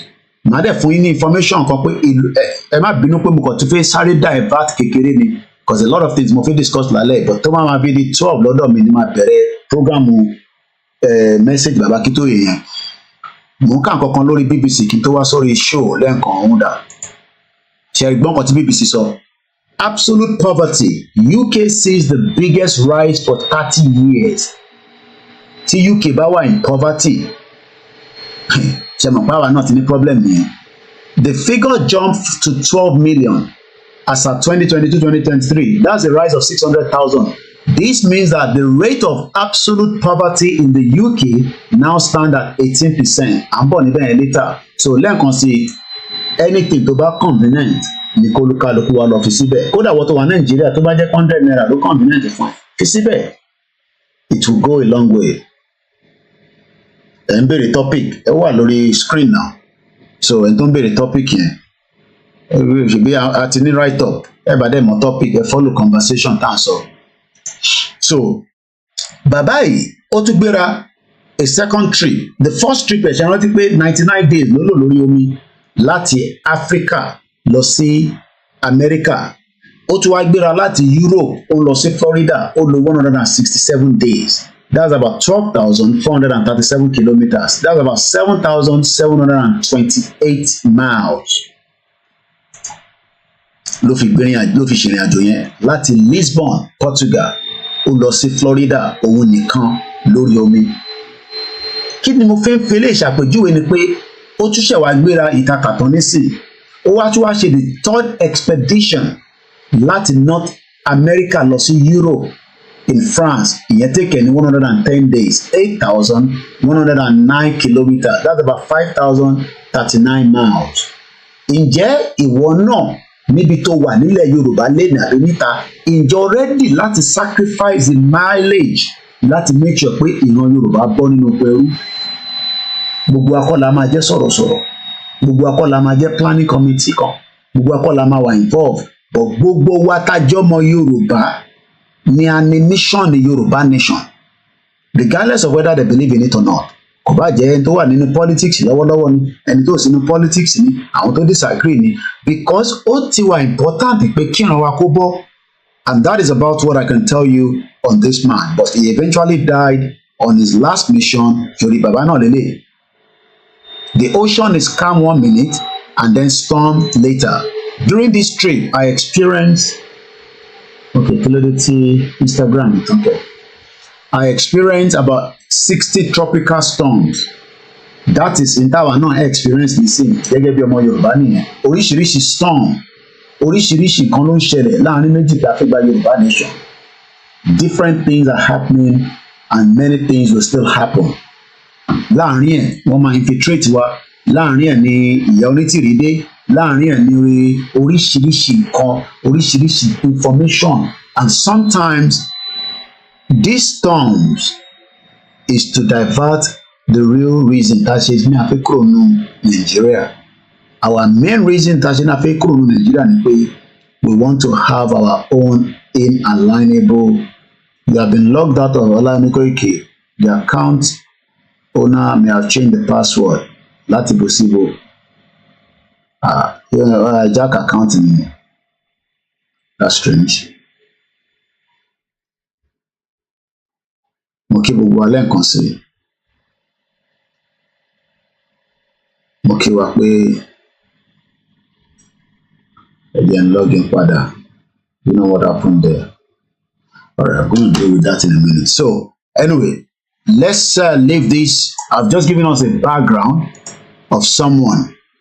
And let's come back out. Mo ní láti deal pẹ̀lú tí mo rí nísìnyí. So to be sure that everything is okay, let me first check my other account here first to see that there are so many people that want to infiltrate you sometimes. Okay, I'm still able to log in here. So, all right. So we have phone your local log out here. All right, that's fine. So now, where are we now? So anybody tó bá ní question lórí ọ̀rọ̀ YSDM, we'll probably maybe bring one of the YSDM team kó wá bá wa sọ̀rọ̀ at some point, in the course of our programs. So jẹ́ kí n start mo tó ṣe Instagram ti bẹ̀rẹ̀ lẹ́ẹ̀kan, so mo ní phone mi tí máa fi start ẹ̀ adé máa dín pẹ̀lú ilé ìlọ later, so máa kọ́ máa fi lè monitor screen àwọn tó wà lórí Facebook. Mo kí gbogbo ẹni tí ẹ̀ ń jókòó mo kí gbogbo yín pátápátá láì yọ ẹnìkankan sílẹ̀. This platform is talking about the right of the Yoruba people to self-determination. And self-determination is an inalienable right. And that right will be respected whether they like it or not. Intagbedani kò ń ṣe offence anywhere in the world. Ntí Bàbá Akíntóyè gbé dání tí àwa náà bá wọn gbé dání kò ń ṣe offence ní Nàìjíríà, bẹ́ẹ̀ ni kò ń ṣe offence ní abroad tàwa. So ẹ má yẹ kẹ́ni kankan kó fúlù wa pé we are doing something that is against the law of Nigeria. We are not doing anything that is against the law of Nigeria.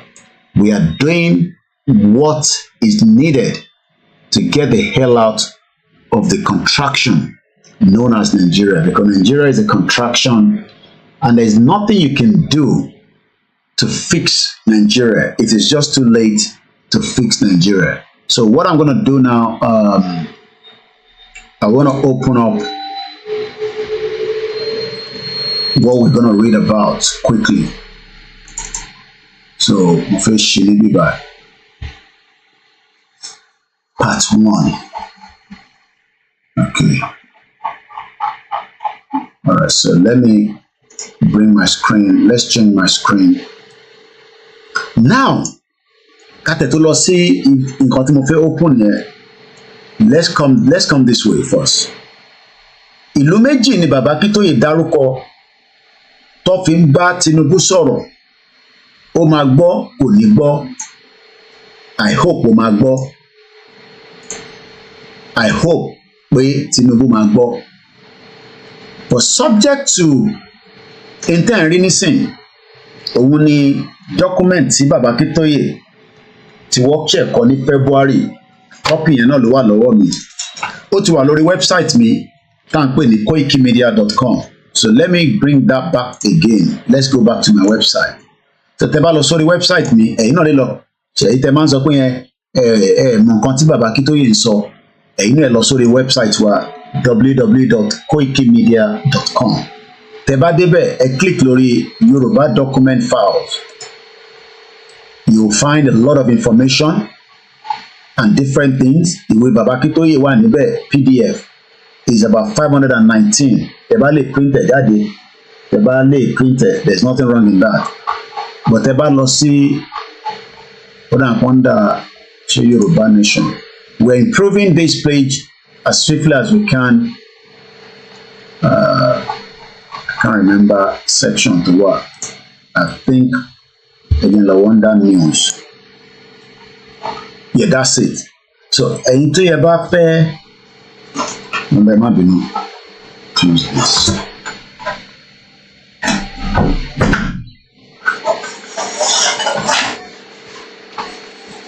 Ẹ̀yin tí ẹ bá fẹ́ copy in tí mo fẹ́ kà jáde, ẹ lọ sórí website mi tá mọ̀ sí KOIKIMEDIA.com and you will be able to print it out. That is the file there. All you have to do is just download. Part 2 yẹn méjì ní ẹ̀kọ́ kúrò. So there's a part 1, there's a part 2. So in case you want to have a copy for your own references, these are the things that we should hold on to, especially gbogbo ẹ̀tẹ̀ bá ní kí la máa ṣe nísìn àmọ́ tá máa ṣe ẹ lọ digest ìwé yìí kẹ́ máa fi educate the next person tó wà lẹ́gbẹ̀ẹ́ yín. Gbogbo ẹ̀tẹ̀ sọ pé ní group ẹ lọ print ẹ̀ kẹ́ máa deliberate lé lórí, ẹ mú kankan bíi méjì nínú ẹ̀ kẹ́ máa fi ṣe topic. Ó ń ṣe pé ká kọ̀ máa waste time and energy lórí platforms. So that is the document there, and that is the same document that we want to review, which is the same thing. So intent rí ní screen nísìn, èmi náà ti print tèmi jáde, part 1 lélẹ̀, part 2 lélẹ̀. So and we're going to look into it. But ìlú méjì tí Bàbá Akíntóyè dárúkọ, ẹ jẹ́ ká kọ́kọ́ lọ wo àwọn ìlú yẹn náà, ká kọ́kọ́ fi yẹn bẹ̀rẹ̀. So what we're gonna do,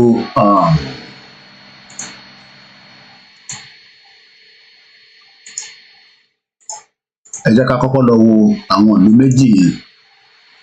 Mo kí ẹ̀yin ọ̀jọ̀gbọ́n. So yeah, okay, something is not right. Why are they logging me out? Okay. Kankan right pẹ̀lú Instagram mi lálẹ́. One have been locked out, kicked out. All right, every few minutes, I need to look into that quickly. Number. Gbogbo ẹ̀yin ọmọ ọ̀dọ́ tá a jọ káàkiri ọ̀dọ́jọ́ ni wá ẹ mọ̀ jẹ́ kí á fi àyè gba Fúlàní lórí ilẹ̀ àwọn bàbá wa ẹ mọ̀ jẹ́ ká bú ọba mọ́ ẹ mọ̀ jẹ́ ká bú jòyè mọ́ nígbà tá a la fẹ́ jà fún àwọn ọ̀rẹ́ wa táwa ń kọ́kọ́ ń bú ọba tá à ń bú jòyè èmi náà ṣe bẹ́ẹ̀ rí bọ́ mo pera mi padà ẹ mọ̀ jẹ́ ká bú àgbààgbà kankan mọ́ ẹ mọ̀ bolóṣèlú kankan ẹ̀rù kálukú ń bẹ̀rù wọn ò lè sọ̀rọ̀ ọba ò lè sọ ìjòyè lè sọ ẹ jẹ́ ká ronú ẹ mọ̀ jẹ́ ká bá àwọn bàbá àjàmọ́ ẹ mọ̀ jẹ́ abú wọn mọ́ ẹ mọ̀ jẹ́ àṣẹ wọn àwọn ará pẹ̀lú wọn àwọn àtọ́ bá jó lóṣèlú tá a bá fẹ́ kọ́ wọn rìn wá lọ́wọ́ á gbé wọn mọ́ra á gbé wọn mọ́ra ni à ní bú wọn mọ́ ẹ mọ̀ jẹ́ àṣejẹ̀gbọ́n ẹ mọ̀ jẹ́ àdàlúrú a lè gba ẹ̀tọ́ wa láì ṣèjẹ̀gbọ́n a lè gba ẹ̀tọ́ wa láì yìnbọn a lè gba ẹ̀tọ́ wa láì dàlúrú gbogbo protest mo ṣe ní ìlú Nàìjíríà mi ò rí ibi tí mo ti ẹnìkan lè sọ pé mo pààyàn tàbí mo jó nǹkan náà tàbí mo bà nǹkan jẹ́ mo lọ písù torí pé olówó lèmi náà tí ò bá sólówó lára ń dì mọ́ gbogbo nǹkan tọ́lọ́run fún yẹn lọ́lọ́run fún mi mi ṣe tálákà tó dé pé mo dìde fún jà Yorùbá big man ni mi àwọn tó jẹ́ ọ̀rẹ́ mi tó súnmọ́ mi tó ní owó ní kí ni mo wá lọ bẹ̀ pé sọ́wọ́ lè mi mò ń fẹ́ ni kí n sọ yìí tí mo fẹ́ mo ní ìsọ̀rọ̀ owó àní ọ̀rọ̀ ìran mi ni mò ń sọ kí n wọ gbowó kí n gbéra kí n pé mò ń lọ ọ̀dọ̀ ọba àgbowó mò ń lọ ọ̀dọ̀ oníbodè òfin gbowó kí n kójó wọlé kọ́kàn mi balẹ̀ kí n dá wa mọ́tò kí n mọ́ rìn bọ̀ kí Fúlàní mọ́ dá mi dúró ń títì kí n délé kí bàbá sọ pé kí n gbé tírélà sùn kí n mọ́ gbé lọ àwọn bàbá wo lè lóko mọ́ wọn ò lè lódò ẹ jẹ́ ká fọwọ́sowọ́pọ̀ ká ti àwọn bàbá wa lẹ́yìn ká dá security ti wa lẹ̀ ká sọ fún wọn kí wọ́n bá wa fọwọ́ tì í ká lé wọn kó nu oko wa ẹ ṣé mo dúpẹ́. And welcome back again into the program. I might be known because I keep getting this. It's stable, but I'm not too sure why I was getting kicked out of mine. But that's been resolved. Once again, a very good evening. As we are now going into the discussion of tonight, when you come on the program, you can go and look at the headline and the topic. But sometimes the topic can bring some other areas into the conversation. But as we all know, this platform is dedicated for self-determination. And as we say all the time, self-determination is an inalienable right. And that right will be respected, whether they like it or not. We are not doing anything against the law of the land, whether from outside Nigeria or from inside Nigeria. Whatever we are doing is the same thing. So if anybody is asking you, what are we fighting for? Just say to them, self-determination. We are not secessionists, neither are we terrorists. We are people asking for self-determination under Article 3 of the United Nations. The indigenous peoples have the right to self-determination. By virtue of that right, they freely determine their political status, freely pursue their economic, social, and cultural development. Tẹ́nì kankan bá wá ń bi ẹ́ pé kí ni reason gangan tá a ṣe fẹ́ Yorùbá nation? Kò ń ṣe torí Fúlàní nìkan. There's so many reasons. One of those reasons is our language, our identity, our own independent passport, our own currency. Just like my wife was showing me the 50p tí ó ti ní orí King Charles nínú ẹ̀ 50p yẹn ó wà níwájú mi bíbá ẹ̀. Our own resources to be controlled. Moridele Alake tó náà ń set up for 2,000 people come and monitor mining site tí kò lè monitor one local government. Ó ń sọ pé kí 2,000 new security outfit tó ṣe establish. I saw that on the X this afternoon or this evening on his Twitter, on his X handle. Ẹ rántí pé the bomb attack tó ṣẹlẹ̀ ní Ìbàdàn, it was all about the mineral resources. Mo kí bàbá wa Ifá ní ìmọ́lẹ̀ ayé, mo kí gbogbo ẹni tẹ́tí darapọ̀ mọ́ wa lẹ́ẹ̀kan sí. We want our own Yoruba Prime Minister. We want our own judiciary system, our own security system, and likewise our own immigration and ports. We want to control our own and develop. And as I am going into that now, it also takes me quickly to a particular video tí mo wò lọ́dọ̀ sister broadcast news kini wa náà tá máa ń lò Vantage. where they were talking about something. Mo sọ fáwọn media wa tàjọ wà nílé lánàá nígbà tá a parí program. Mo wo kankan lọ́dọ̀ Vantage tó wú mi lórí gan. Kí ló wú mi lórí níbẹ̀ ni pé bèbí yẹn sọ̀rọ̀ nípa bí Abu Dhabi, and I'm just going to show that ẹ má bínú mo fẹ́ prepare screen yẹn kí n tó change it screen mi ni. Ó ń sọ̀rọ̀ nípa Abu Dhabi. I think it is around 20-something minutes. Náà pọ̀ nílé. Ta ló mọ Abu Dhabi? Abu Dhabi is now trying to bring as many investors into their country. Bó ṣe jẹ́ kí ọmọ Yorùbá máa prepare mind wọn fún òlélẹ̀. The future of Abu Dhabi. Mo bọ̀ tí n bá ti kẹ́tẹ̀ níbà ẹ̀yẹ́ ṣe máa wo now that's it. Mo fẹ́ ká jọ gbọ́ this next video tí mo máa play. Let me mute my mic. Ẹ farabalẹ̀ kẹ́ gbọ́. This is the future that I want for us. Ọ̀rọ̀ Fúlàní pa wá nǹkan kan yẹn ìyẹn ló kéré jù. We should talk about the future of Yoruba in the financial hub to compete with the world of today. This is the dream tí Bàbá Awólọ́wọ̀ fẹ́, but that dream can only be fulfilled tí àwa ọmọ Bàbá Awólọ́wọ̀ tá bá dìde láti jẹ́ kí dreams yẹn kó wá fulfill. Gbogbo ọmọ Yorùbá tó wà káàkiri àgbáyé lénìí tó ń ṣègbìyànjú láti develop ìlú onílùú. Ǹjẹ́ yìí náà think about a Yoruba system, a Yoruba revenue. This is the dream of Bàbá Awólọ́wọ̀. Àwa la máa fulfill dream yẹn torí bàbá yẹn ti kú, but dream ẹ̀ tó kù gbogbo jàǹbá tó ṣe láti gba nǹkan mọ́ wa lọ́wọ́. Okay, something is still not right here. So let's listen to this. I'm going to mute my mic, and I do not own the copyright to this. We're having issues with my Instagram, OLAYOMI Koiki. It keeps cutting in and out. I don't know why. So, all right, let's listen to it.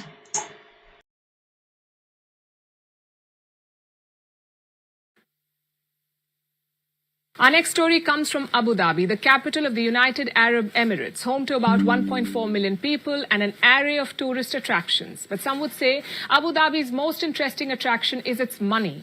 A sovereign wealth fund worth $1.5 trillion, one of the biggest in the world. And the city is milking it to lure hedge fund titans from across the world. It is offering hedge fund managers a range of unusual perks, from country club memberships to elite school admissions for their children. Is this Abu Dhabi's bid to become a financial hub, and will it work? Are we thinking about a day that the Yoruba country of our dream will become the financial hub of not just Africa, of the world? It is possible. It is doable. Just like Babato Sheikh kayaking for 169 days. We can do it, but we cannot get a fulfilled Yoruba system economy should we remain in this contraction in Nigeria. And that is why it's entirely up to the current president, Bola Ahmed Tinubu, to decide whether he wants to go the route of Yugoslavia, as Baba Kitoye said, that ended up becoming a blood of rivers, or it will be the president that will go through the route of Soviet Union, where there was a peaceful dissolution of the government. Edekagbodiesi Niti Palikisi ìyẹn bèbí tó ń sọ̀rọ̀ nípa tí Abu Dhabi offer a relative ease of doing business. Mo ń sọ fún wife mi ní aṣùwà ní 21st. We are just 2 minutes before we enter 22. Ẹ̀yin tẹ́ wà Nigeria, you are 1 hour ahead of us. Mo ní ọ̀pọ̀lọpọ̀ àwọn Indian àti Pakistan, àwọn tó bá wà ní UK ló lè understand nǹkan tí mo ń sọ yìí. They don't invest in their country. Gbogbo investment wọn ibi báyìí ló wà.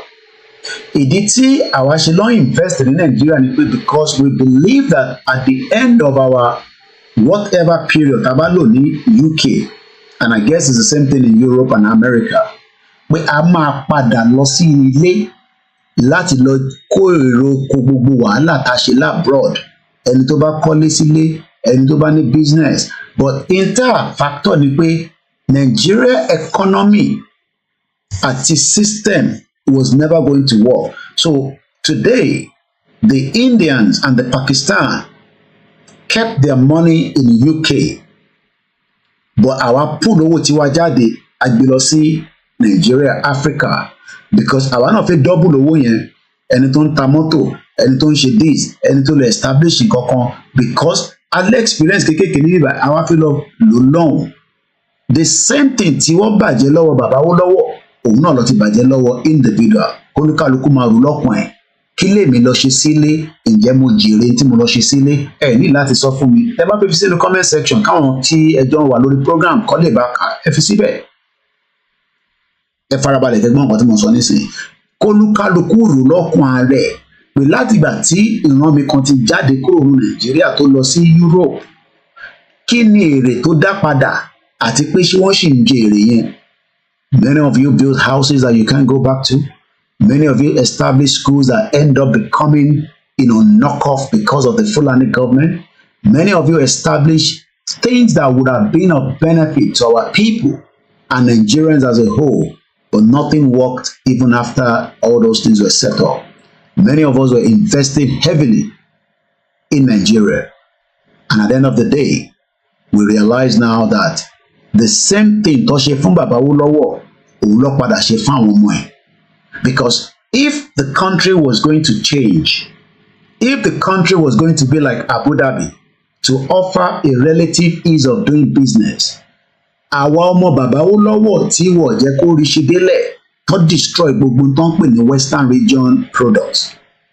Gbogbo tí bàbá wó lọ́wọ́ ṣe pátá bàbá dẹ̀ sọ nínú tí wọ́n kọ sí mi tí a fi ń ṣe àpèjúwe ní alẹ́ yìí tí a bá lọ sí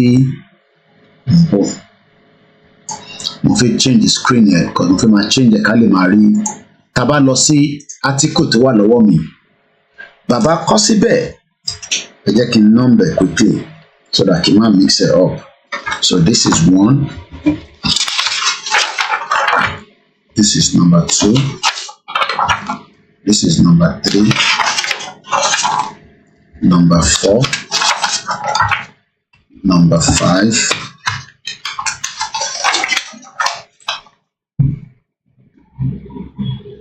okay, méjì ni mo print ní part 2 lélẹ̀, okay, copy méjì ni mo ṣe nìyẹn, alright, mo mọ reason tó ṣe méjì, àbí mo fẹ́ tọ́jú ẹ̀, copy méjì ni mo ṣe, alright. So they were part of this. Okay, so now this is part 2.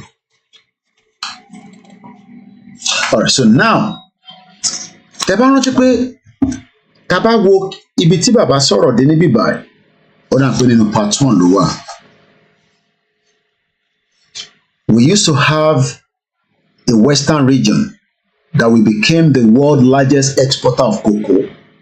Ṣé mọ̀ pé cocoa yẹn tó bá yẹ pé I should continue that template will still be what we will be using today. But unfortunately or fortunately, that template was destroyed by the military. Now, we lost everything. We were told that wealth, prosperity, and power. Today, we don't have any more wealth and prosperity and power. We don't have it anymore. The question you should be asking yourself as Ọmọ Yorùbá lẹ́nu ni pé, are we going to sit back when the world is moving very fast? The reason why things have become what it is today is because as Baba said here, Baba ni, by doing these things,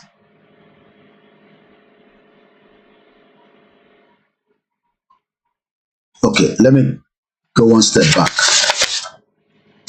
Baba ni Unhappily, however, Nigeria lack the inner unity and strength needed for such greatness. What greatness are we talking about?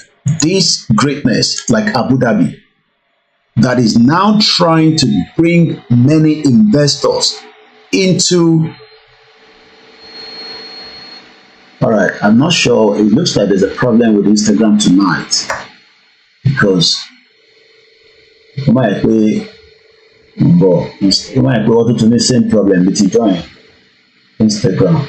Then also the internet can check Instagram problems because it keeps kicking me out. So I don't know. So to kick me out. Okay, Instagram outrage reported in the last 24 hours. Okay, there's a problem with Instagram as well today. Meta is down. Facebook, Instagram Messenger hit with worldwide outrage, leaving user unable to access. Okay, so we're having problem with Instagram tonight. And that is just 11 hours ago. All right. So we just leave it there. Ibi tá ti ń ṣe program ní another platform. So ìyẹn la ṣe ní kọ́ máa tẹ̀lé wa, so can't stress myself on that. So I'm just gonna leave that. So alright, so I'm gonna concentrate pẹ̀lú actually other platform but tó ṣì wà on air. Now, let's come back again here. Unhappily, however, Nigeria lack the inner unity and strength needed for such greatness. Are we ever going to see a greatness like this? Let's listen more to Abu Dhabi. Here's a report. The richest emirate in the Gulf is counting on getting richer. We're talking about Abu Dhabi, the capital of the United Arab Emirates. It's rolling out the red carpet for hedge fund titans. Officials are formalizing a program for hedge fund managers. Think of it as a package of perks tailored to lure in the big money makers. And the incentives range widely, from lifestyle support and visas to admissions in elite schools and even memberships at country clubs. So anything goes, as long as the finance professionals move to Abu Dhabi. And chances are that's exactly what would happen. The perks will ensure a smooth onboarding. But more than that, Abu Dhabi itself is a big draw. Rather, the city's sovereign wealth capital is. It's valued at $1.5 trillion. You get that? It is valued at 1.5 trillion US dollars. This is how we should be thinking. Reason why we want to go out of Nigeria. Having our own financial hub, moving ahead of time. For every day we are still stuck in Nigeria as Yoruba people, we will not prosper. Prosper. Unhappily, however, according to these from Babakitoye, Nigeria lack the inner unity and the strength needed for such greatness. And the reason for this is because hundreds of peoples of Nigeria were pushed together in what is called the fraudulent 1914 amalgamation. That amalgamation was one of the biggest problems that kept us out of who we are today. And the only thing we can do now is to get the hell out of this fraudulent amalgamation. See, I'm British, so really that is what they've done. So what you are saying in front of you is what the British did to the Yoruba people, because war fẹ́ jẹ́ ká ní greatness, war fẹ́ jẹ́ ká ní prosperity. Ìyẹn ni mo ṣe sọ àti wà ní 22 lẹ́nu nísìn.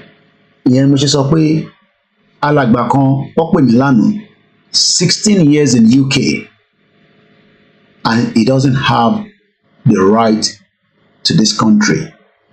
láti gbé nílùú yìí. But ẹ mọ̀ pé that 16 years would have been a fruitful 16 years tó bá yẹ pé ilẹ̀ Yorùbá lájọ wà. Option ló máa wá pé a fi wá sí UK, bí a fi kàwé ni, a fi relocate ni. But those options have been taken away from us as Yoruba people, and we lost the greatness. And instead of that, Abu Dhabi is now talking about hedge fund. Let's see why. If tó bá jẹ́ pé àṣẹ nínú 1914 amalgamation, àwa náà bá ti lọ jù báyìí lọ, we would have been a very powerful, independent country. Kódà tó bá tẹ̀ jẹ́ pé lórí Western region nìkan la bá wà, we could have done better. Ẹja àgbọ̀n kan díẹ̀ from that Western, from the Abu Dhabi. Mo kàn mọ́mọ́ fi amalgamation yẹn sí àárín méjì yẹn so that kó lè máa rí pé ìdí tí àwa ṣe lag behind tí a fi lè compete pẹ̀lú Abu Dhabi kò ju pé we have been locked together for the selfish interest of some certain individuals. While àwọn Abu Dhabi move forward, àwa wá lọ ń ṣe ẹrú níbẹ̀, à ń ṣe ṣìgálò, àwọn abàṣe máa ṣàwọ̀ bẹ̀ láti survive. Let's switch in to this again. It's one of the biggest sovereign capital funds in the world, enough to catch the attention of any big hedge fund manager. On top of this, Abu Dhabi saw a quick post-COVID economic rebound. It offers a relative ease of doing business, a neutral political stance, a relatively low rate of crime, and a time zone that allows workers to trade across European, American, and Asian hours. On top of this, Abu Dhabi is part of a country that loves the rich. In today's climate, few countries welcome the wealthy. In most nations, billionaires often come under scrutiny. But the UAE does not vilify capitalism. That, combined with other factors, makes its capital a giant appeal for the rich. And the city hopes it remains that way. Actually, Abu Dhabi is betting on it. But why? Why is the city offering unlikely perks to finance professionals? In simple terms, to get even richer. Abu Dhabi has set its sights on an ambitious goal. It hopes to become one of the world's biggest financial centers and draw professionals from the likes of New York, London, Hong Kong, and Singapore. The question is, will the plan work? If we are to believe the signs, it could. Let's take a look at the Abu Dhabi Global Market, or ADGM. This is Abu Dhabi's financial center. As of last year, it had 1,825 operational entities. That's a 32% growth from 2022. It had 102 asset managers as well, managing 141 funds. Today, ADGM is the fastest growing financial center in the region. Plus, top global financial firms are opening offices in Abu Dhabi, the likes of Goldman Sachs, Rothschild & Co. and Morgan Stanley. So things are going well for the city. But there is one hurdle: competition. Abu Dhabi is competing with two financial hubs in the neighborhood: Dubai, which is a short car ride away, and Riyadh, which can be easily accessed via short flights. And these two competitors have been in the game for longer. For instance, these three big names may have set up base in Abu Dhabi. And you can see why some of us are saying this fraudulent 1914 amalgamation has literally created the worst of Yoruba people. It has created us backwards. It has given us false hope that we should try to fix a country that many people do not speak the same languages, rather than all come together now and say enough is enough. We are now still getting some of our people that are saying that no, we should stick to the 1914 fraudulent amalgamation. Today, Baba Akintoye advised Tinubu pé the option is now left to you. And what is that option? The option to go through the route of Soviet Union, where the country was dissolved and there was no bloodshed. Or you go through the route of Yugoslavia that ended up breaking up, even though Slobodan Milosevic kò fẹ́ jẹ́ kí wọ́n pín Yugoslavia. Yugoslavia padà pín, Milosevic padà kú sí International Criminal Court for crime against humanity. Ẹ bá wa bí Jagaban pé èwo nú ẹ̀ lòun fẹ́ mú, ṣó fẹ́ kí Nàìjíríà lọ through rivers of blood, àbí ó fẹ́ yẹ kí Nàìjíríà lọ through Soviet Union, a peaceful dissolution. That is left to him. That is not left to me. My job is to tell him that history can remember him on both sides, because gbogbo tí gbogbo wa ń ṣe lénìí ó máa dìtàn lọ́la. If he goes through the right route, it's up to him to dissolve Nigeria and let Nigeria go. If he doesn't do that, Nigeria will still break regardless, and he could end up, I pray not for him, but if he does not allow Nigeria that needs now the courage to dissolve peacefully, it will still be bitter that tí ó bá bọ́ sí orí ẹ̀ pé we go through how Yugoslavia ended up, which led to many deaths of innocent people.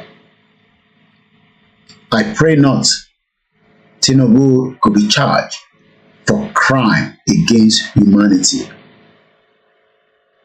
It is entirely up to him, because whatever that happened at the realms of affairs of Nigeria today, Tinubu will be held responsible as the current president, commander-in-chief of the Federal Republic of Nigeria. Òun ló máa hold responsible, and that is subject to what and how the indigenous people, and I'm not talking about Yoruba alone now, I'm talking about every indigenous people, decide their fate inside what is known as Nigeria today.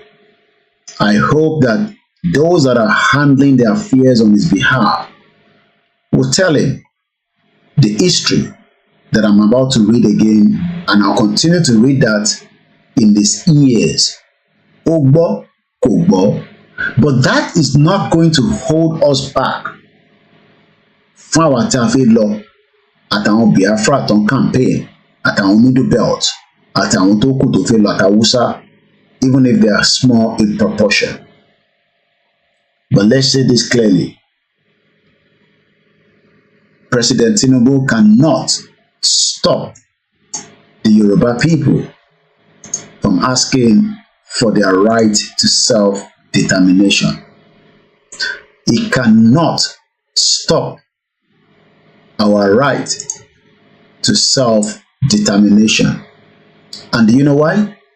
Because self-determination, as it is proclaimed under the United Nations, self-determination is what we can call an inalienable right, just as many other countries are saying the same thing.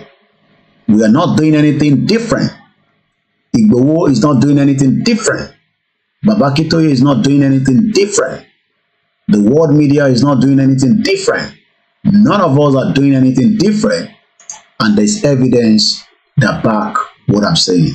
Other countries were refused at first. We have to remember, and this is a really important point, that self-determination is an inalienable international right and a law as well. And other countries will recognise Scotland's democratic choice expressed at the ballot box. They will recognise that, because that is the route that many other countries have taken in order to become independent. And just to make that point, that international law is very pragmatic on that point. So we should have confidence in that. So, ẹ̀yin ọmọ Yorùbá, ẹ jẹ́ ká ní confidence. It does not matter whether the administration of President Bola Tinubu is in support of our quest to self-determination. It does not matter whether APC is in support. It does not matter whether our governors are in support. We have made it clear, and we have made it clear because it is just too late trying to fix Nigeria. If any Yoruba person is suffering, Nigeria will be fixable. The question you should be asking them is, how? Because this man told us the reason why Nigeria is still holding on today is because there's an interest from the British government and British institutions, British Empire, colony, that wants Nigeria to remain together. I didn't say so. This man said so. How we've been having this conversation about the unity of Nigeria. And I reflect back at some of the prominent statements made by some of our founding leaders. And I feel that probably this would help us to have a conversation on the Nigerian unity. I just brought forth, not to bore you, first, and I quote, not my statement, Nigeria is not a nation. It's a mere geographical expression. There are no Nigerians in the same sense as there are English, Welsh, or French. The word Nigerian is merely a distinctive appellation to distinguish those who live within the boundaries of Nigeria from those who do not. This is accredited to Chief Obafemi Awolowo, the former Prime Minister of the Western Region. The second one, and I quote, it is true that we politicians always delight in talking loosely about the unity of Nigeria. 60 years ago, there was no country called Nigeria. What is now Nigeria consisted of several large and small communities, all of which were different in their outlooks and beliefs. The advent of the British and that of Western education has not materially altered the situation, and the many and varied communities have not knit themselves into a composite unit. This is accredited to Sir Ahmadu Bello, former Premier of the Northern Region. The third, and I quote, since 1914, the British government has been trying to make Nigeria into one country. But the Nigerian people themselves are historically different in their backgrounds, in their religious beliefs and customs, and do not show themselves any sign of willingness to unite. The Nigerian unity is only a British intention for the country. And that was very clear by the former president, Goodluck Ebele Jonathan. Once again, it's coming up to 21 minutes past midnight in London, 22nd day of the month of March 2024. My name is OLAYOMI Koiki, one of the campaigner for the right of the Yoruba people to self-determination. Self-determination is an inalienable right, as we've said earlier, and that right will be respected by those in power. If you're one of those that is still thinking that Nigeria can be restructured, maybe you should listen to this. Impediment to Yoruba development is the impediment to Yoruba development. Without Nigeria, we won't be where we are. 1962, we were far ahead of South Korea and North Korea. We were far ahead of China even. We had television before France. We had radio before South Africa. Now look at where we are today. I think it's a shame that even any Yoruba man can be talking about restructuring at this point in time. What are we restructuring? This country that is already shot to pieces? I don't think that's what we want. But they are always talking about giving Nigeria a chance. The patience of Yoruba with Nigeria has come to an end. It has come to an end, but many people still do not want to accept such. So we're going to move swiftly because we still have some areas I want us to touch on. My name again is OLAYOMI Koiki. As we continue to reveal reasons why Yoruba needs to exit Nigeria. We are coming up to about almost 1 hour 45 minutes of the program. That means that this program will not be going much more than 2 hours precisely. This is a topic that we're going to be treating for a very long time, so it's not going to be in a rush. I just wanted to go straight into those two countries and say àwọn ìlú wo ló ń pè ní àwọn ìlú tí Baba Akintoye fi ṣe àpèjúwe ọ̀rọ̀ in terms of so I'm going to move now, coming down here. Let's go and look at Yugoslavia to start with. Yugoslavia, as we know, once again, if you want the document that I'm reading from, you can always check that from KOIKIMEDIA website.com.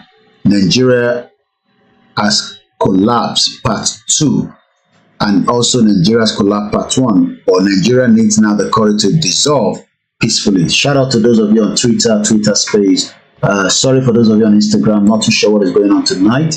We're having some technical glitch, and I guess that is not from me, that is from Meta, which is known as Facebook. So let's go and look at Yugoslavia. What can you remember about this country? It's a very beautiful country, but has a lot of internal problems. And today, let's see this map. So in case you are not aware, these are like a map, and I guess I should save this because we're going to be needing this map more. So Teba will map to one iwájú former Yugoslavia. Today, countries came out of it: Croatia, Bosnia and Herzegovina, Montenegro, Kosovo, Serbia, Central Serbia, Belgrade, Macedonia, Slovenia. These are countries that pull out from what Baba Akintoye told us in the part 2 of the reason why Nigeria needs to be dissolved. But many people do not want to accept the truth that Nigeria has come to its own expiration. So I want us to hold on to that. Let's just type in, how did Yugoslavia break? How Yugoslavia split? So if we go back to history, as the rise of the nationalism grew, Slovenia, followed by Croatia, voted for independence, and it broke away from Yugoslavia by 1991. So ìwọ ọmọ Yorùbá tó ń sọ pé in time béèrè fún òní wá sí ìmúṣẹ, in time béèrè fún òní wá sí ìmúṣẹ torí pé Nigeria. No, please stop saying that. If you don't know, it's a different thing. But if you don't know, you might want to sit in this kind of platform, in this kind of classroom, so that you can learn how countries break up before. And sometimes a man like video evidence. So let me see if I can bring something on a video evidence to back what I'm saying. Even though most of this video is not mine, but again, Tabate Pada Yokoro is not a problem. There was a lot of things that happened, that has happened in the past, in the history. History is just going to repeat itself because Nigeria will collapse, just like Yugoslavia did at some point. I'm just going to open one at random, so hopefully we can learn one or two things from it. So let's listen to this. Yugoslavia. So let me open it from the YouTube channel. To buy PBT a lówó ni a lè avoid gbogbo àwọn advert a máa sanwó fún mi, but owó ní tóun bá sínlé kíyàn kan má ṣe kíní kan ni. So when we tell you to give us money, we know the reason why. So let's listen to this. Why did Yugoslavia collapse? Níjọ́ kan máa wáyé ní kò tí pẹ́ mọ́, I don't know the date, I don't know the time frame, I don't know the month, that Nigeria also will be used in this kind of discussion for references purposes. They will say that, okay, Kesu Baba, my good, very good friend, thank you for joining. There is going to be a day in my lifetime tó ní pẹ́ mọ́ tí a máa fi Nàìjíríà pàtàn. Torí lọ́kàn rẹ nísìnyí wọ́n rò pé kò lè possible. Look, Yugoslavia was a very strong country, very powerful. Nígbà tó sọ fún pé àsìkò tó kó collapse, wọ́n náà wọ́n gbà. Mo kí safety domain. And thanks so much for all the comment that is coming through. There's a lot of it.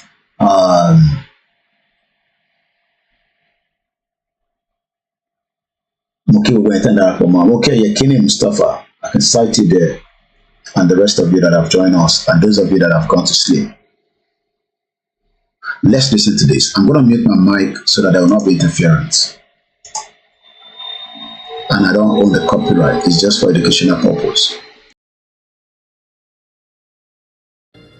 For many, a long-forgotten, failed nation. For others, an all too painful and recent memory. A once united federation made up of 6 neighboring republics, Yugoslavia's existence. I want us to take note of that. A once united federation made up of 6 neighboring republics. Yugoslavia existence was never. A day is coming that Nigeria will also be taught like this as case references. A once united federation, even though we know it was a fake union, because, and I'm going to go back again to what Babakitoye said here in this particular write-up. I beg us to have this write-up. If you don't have it, you can go on my website and go and read about it. History tí Babakitoye gbé jáde. History yẹn leleyo tí mo tún fẹ́ fún ní evidence ẹ̀. Àwọn bàbá yìí is an historian. This once powerful country tó ń pè ní Yugoslavia ó ní kìmí ju Nàìjíríà lọ. But at the end of the day, it actually collapsed. Ó collapse. So your fear fẹ́ǹtẹ̀ wà ní federal state pé ànírówó oṣù àgbà ànírí pension àgbà gbogbo yẹn ló easy jù.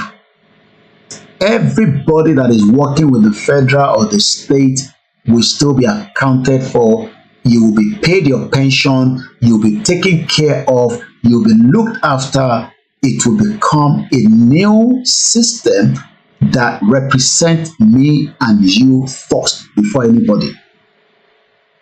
Money kan wà nílò ní 16 years ọmọ Yorùbá wọ̀ fún níwèé. Ìyẹn stop ayé ọmọ British tó bí sídù tó jẹ́ ọmọ English gangan.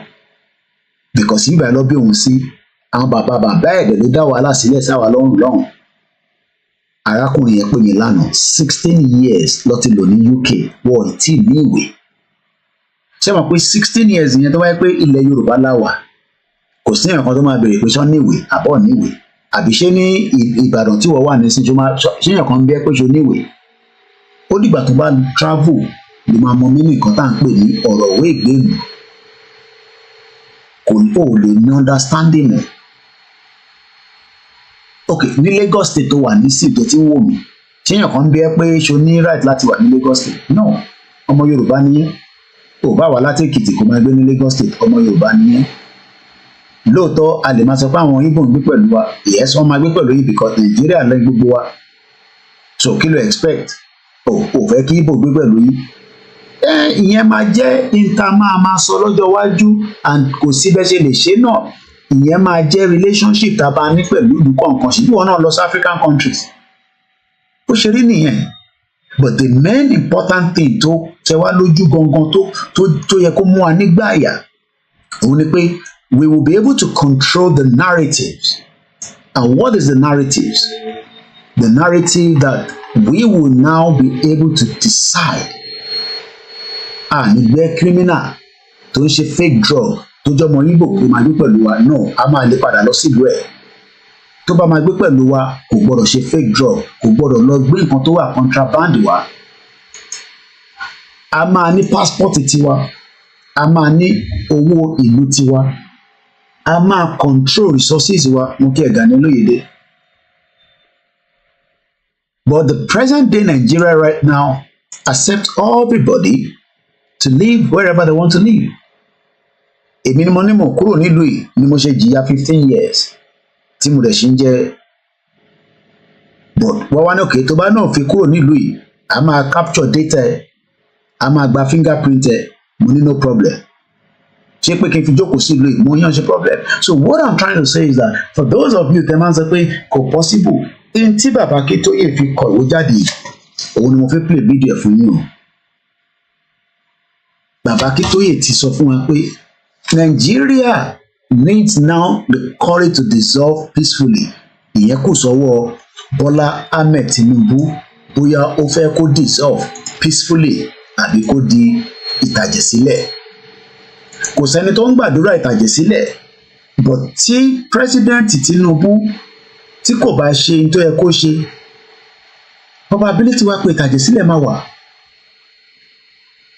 Òkè táwa bá náà wọ̀ ìtàjẹ̀sílẹ̀ tí àwọn ẹ̀yà wa tó kù láti north, middle belt àti south east tó bá náà wọ̀n gbà ìzòbézòbé. Àbẹ́ mọ̀ pé tíjà bá bẹ̀rẹ̀ ní any of those areas, ó máa ní impact ní south west. Ẹ̀ tí ronú bẹ́ẹ̀, ó máa ní.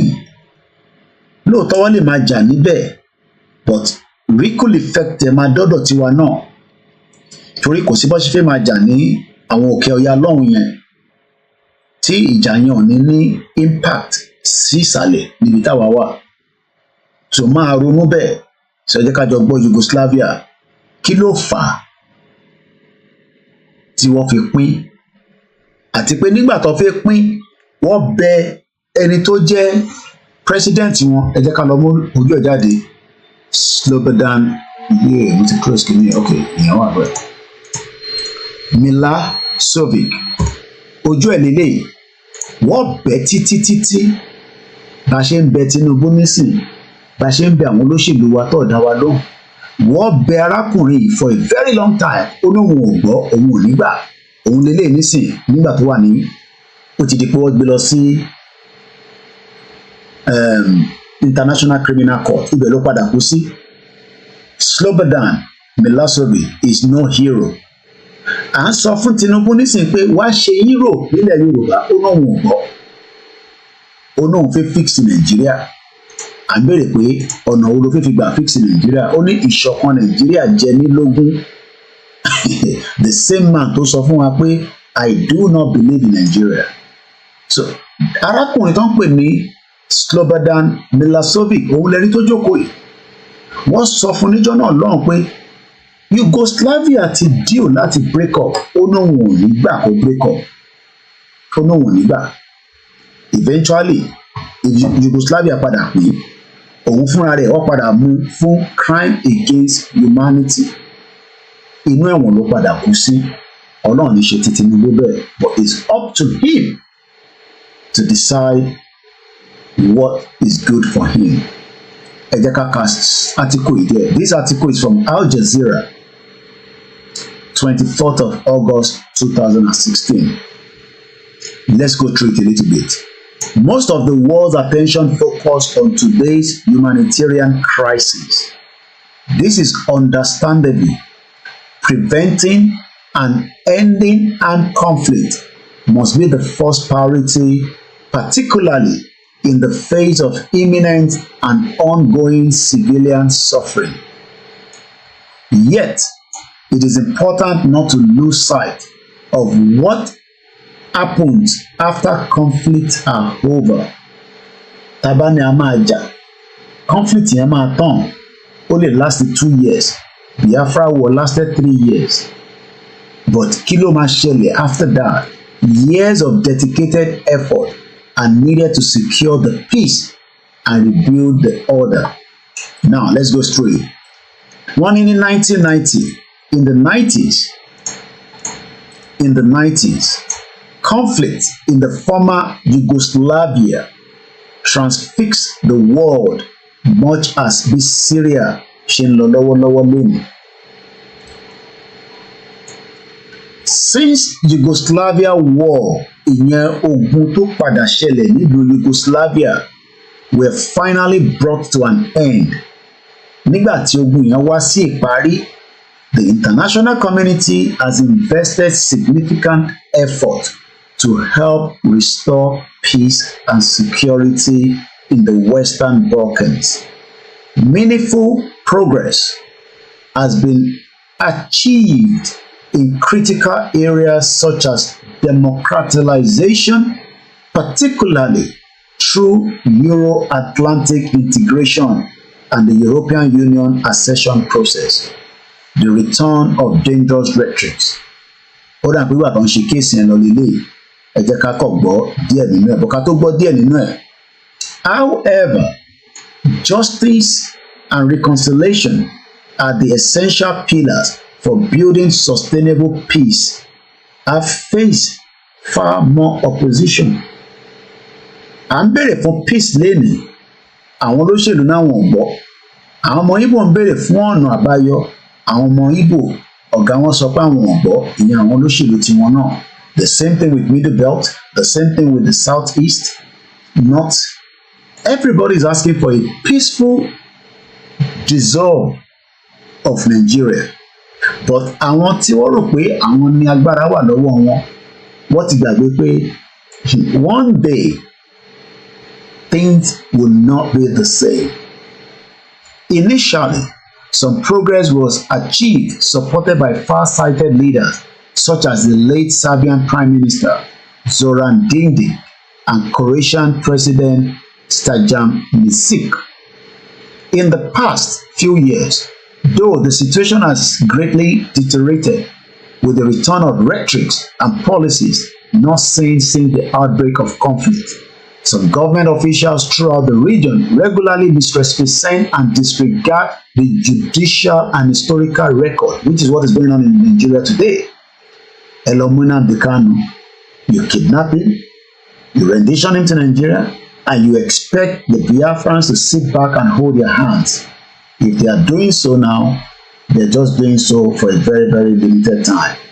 Things will explode, but we can avoid this explosion now before it is too late. If everybody just say, "Kò sí nǹkan tó máa ṣẹlẹ̀, ẹ kàn jókòó sí abroad ni," you cannot do nothing.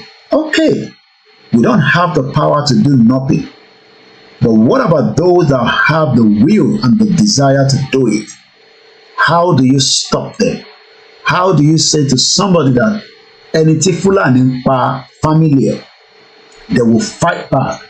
Ẹni tí economy ti mú, they will come back and go after each one of you politicians. That's all I can say. The denial, and I love this particular one, which is what is happening in Nigeria today. We are all living in denial.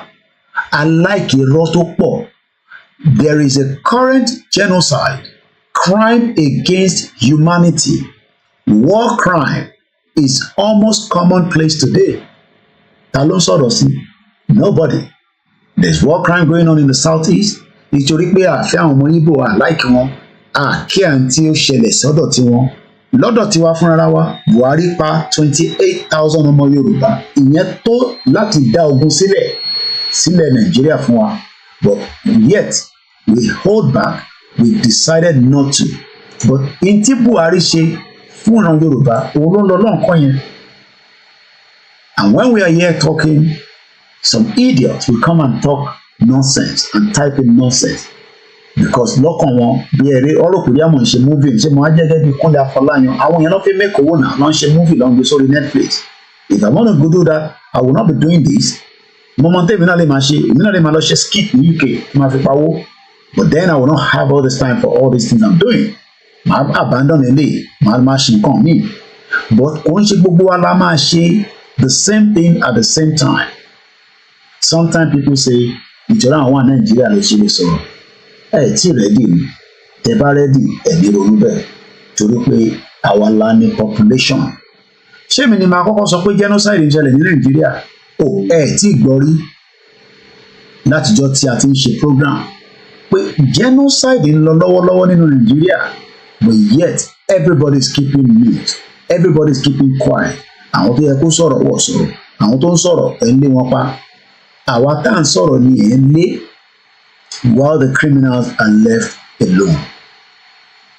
We will end this program at this junction, but be rest assured that I'll be treating these more and more until you understand that Esokun Tinubu is entirely up to him to make the right decision today, so that kó má jẹ́ pé lórí ẹ̀ ní gbogbo ọ̀rọ̀ genocide tó ti ń bọ̀ tẹ́lẹ̀ òun ló máa wá dálé lórí, because ẹni tó bá jẹ́ president tó wà níbẹ̀ gbogbo crime tó bá ti ṣẹlẹ̀ ní Nàìjíríà ó ti pẹ́ ni ó ṣẹ̀ ṣẹlẹ̀ ní orí ẹ̀ ló máa dálé lórí, but it's entirely up to him to stop this contraction. Thank you, Nigeria. Nigeria is not going to work. Kò sí ọ̀nà àbáyọ ní pé kólókálukú kó máa lọ nílò ẹ̀. Ká bá lọ nílò ara wa, a lọ develop ara wa, a lọ ṣe nǹkan mìíràn tó ń wà. Kò ní síyàn kankan tó máa jẹ gàba lórí anybody. We will do what is right, what is needful for us. But tẹ́ bá kàn sọ pé kò mátà, kò sí nǹkan tó lè ṣe, blah blah blah, blow blow blow, no problem. But one thing is, there is danger ahead, and that danger. Okay, mo fẹ́ play video Yugoslavia yẹn, ẹ jẹ́ ká play yẹn ká tó lọ, so that we can just lock that into this particular program. Let's play that video before we go.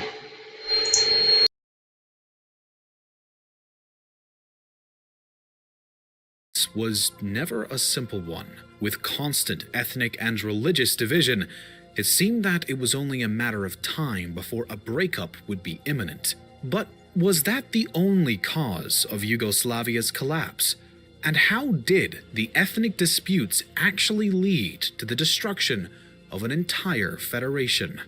The presence of division and discord between the different ethnic groups within the borders of Yugoslavia had existed for a long while. This was not by any means a new development within the years before the collapse of the Federation, but the matter did worsen following World War II.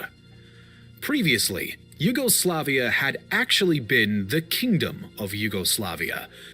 This kingdom was then transformed temporarily into the Democratic Federal Yugoslavia, and shortly after, the Socialist Federal Republic of Yugoslavia.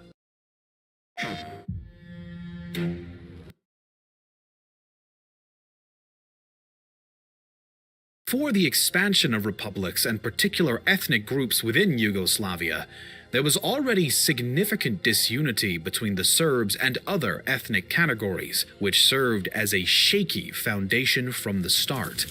While nationalism was a raging problem within the Federation from day one, there was a short stint of partial harmony, thanks to President Josip Broz Tito. Tito was a wonderful promoter of unity and brotherhood, and his efforts to curb the dangerous nationalism within his federation was impressively effective for some time. Moreover, during Tito's term as president, Yugoslavia became a regionally powerful nation industrially and had a well-effective economy. It appeared that the troubles of Yugoslavia were a thing of the past, until Josip Tito died. Leading up to the president's death, the growing economy had begun to show favor to only some regions within the Federation. Did you hear that? The moment Nigeria was falling apart was when a particular ethnic indigenous people known as the Fulanis killed everyone in the north. And today, there's nothing called the northern part of Nigeria anymore. The Hausas have been kicked out. The problem of Nigeria has been ruling for a very long time. The British knew that this problem will continue to be, yet they deceived every single one of us. And as Baba Akintoye stated, unhappily, however, Nigeria lacked the inner unity and the strength needed for such greatness. Many Nigerians that are Yorubas are still thinking that there will be greatness. The hundreds of peoples of Nigeria were pushed together in 1914 amalgamation by the British, were radically different in culture, just as you've listened to from Yugoslavia. We were different in political tradition, just like we saw in Yugoslavia. We had a particular group, Ton Teribali Bubualori, Tona Woni Power, Tinubu Debe Ton Nisingose, Aran Niwon. Nigeria would come to an end, just like Yugoslavia did. But it went into a carnage of blood. I had saw the Soviet Union some other day, but Kakoshi focused on lórí Yugoslavia. Ó wá kù sọ́wọ́ President Bola Ahmed Tinubu to either allow a total dissolution of Nigeria peacefully through the Soviet Union that might discuss ìjọ mi, but tó o bá ṣe bẹ́ẹ̀, while is in power, tí Nigeria bá lọ in the carnage of ẹ̀jẹ̀, blood, Bola Tinubu will be held responsible for crime against humanity, because crime tá à ń pariwo à ń sọ fún wọn pé kó jẹ́ ká dissolve it peacefully. If that is not listened to, we will then face consequence together. Let's listen more, and then I'll be winding down this program from my end here this morning.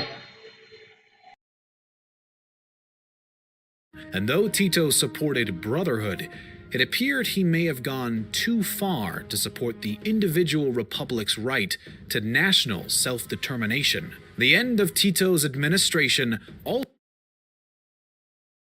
Did you hear that?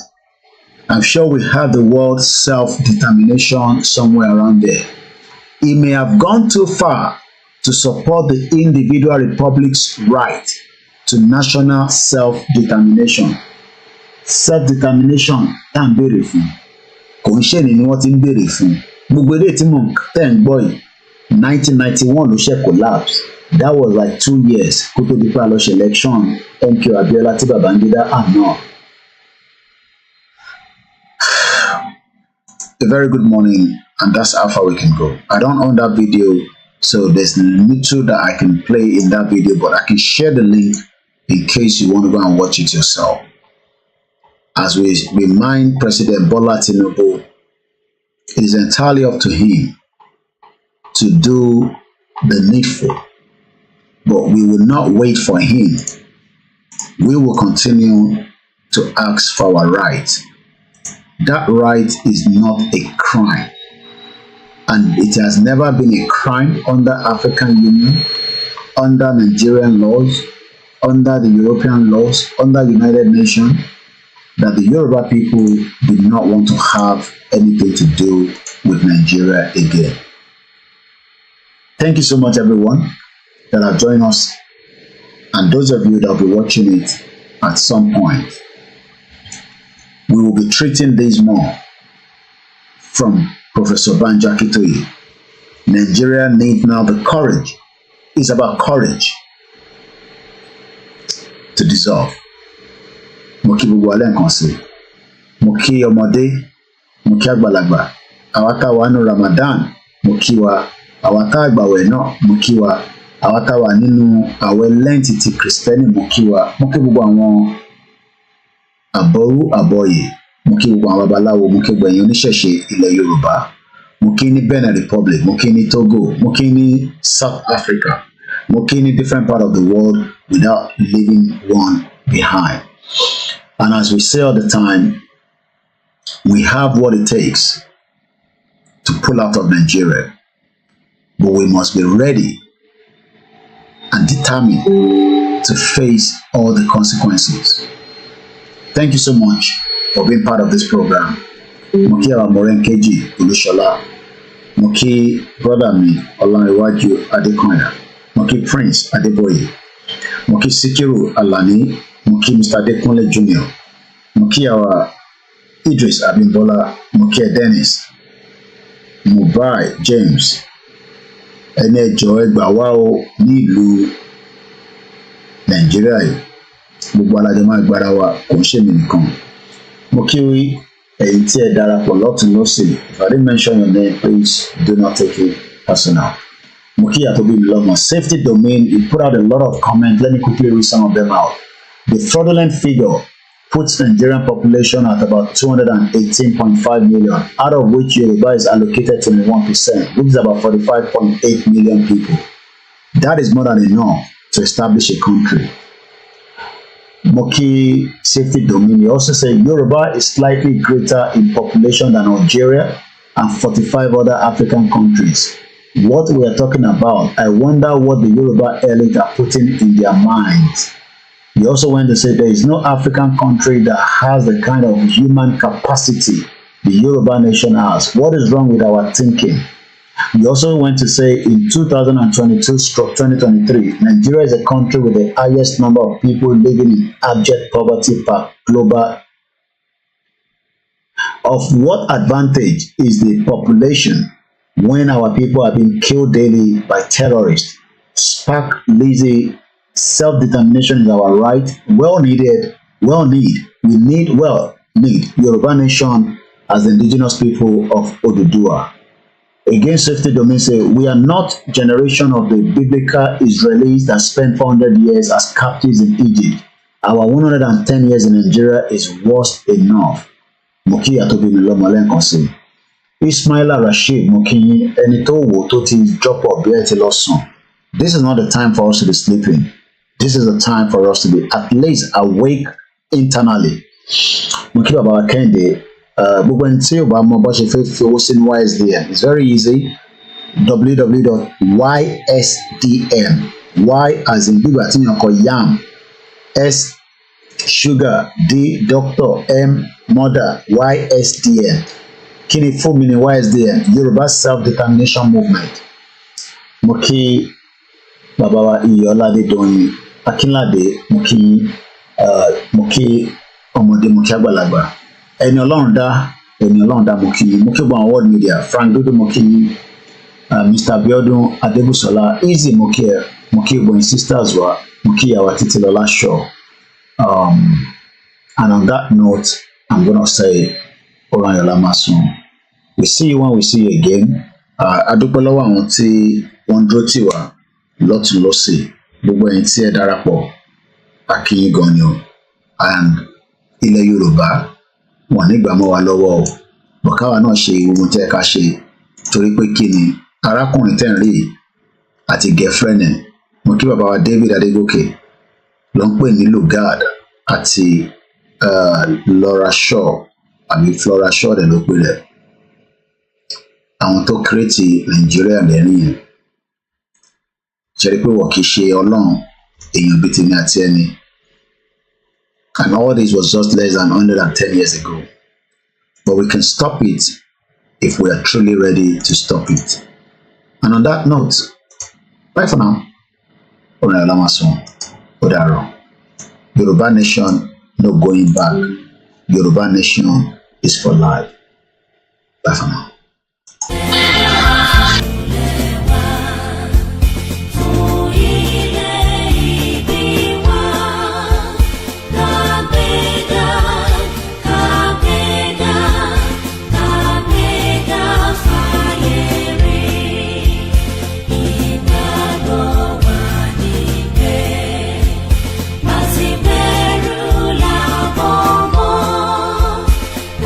She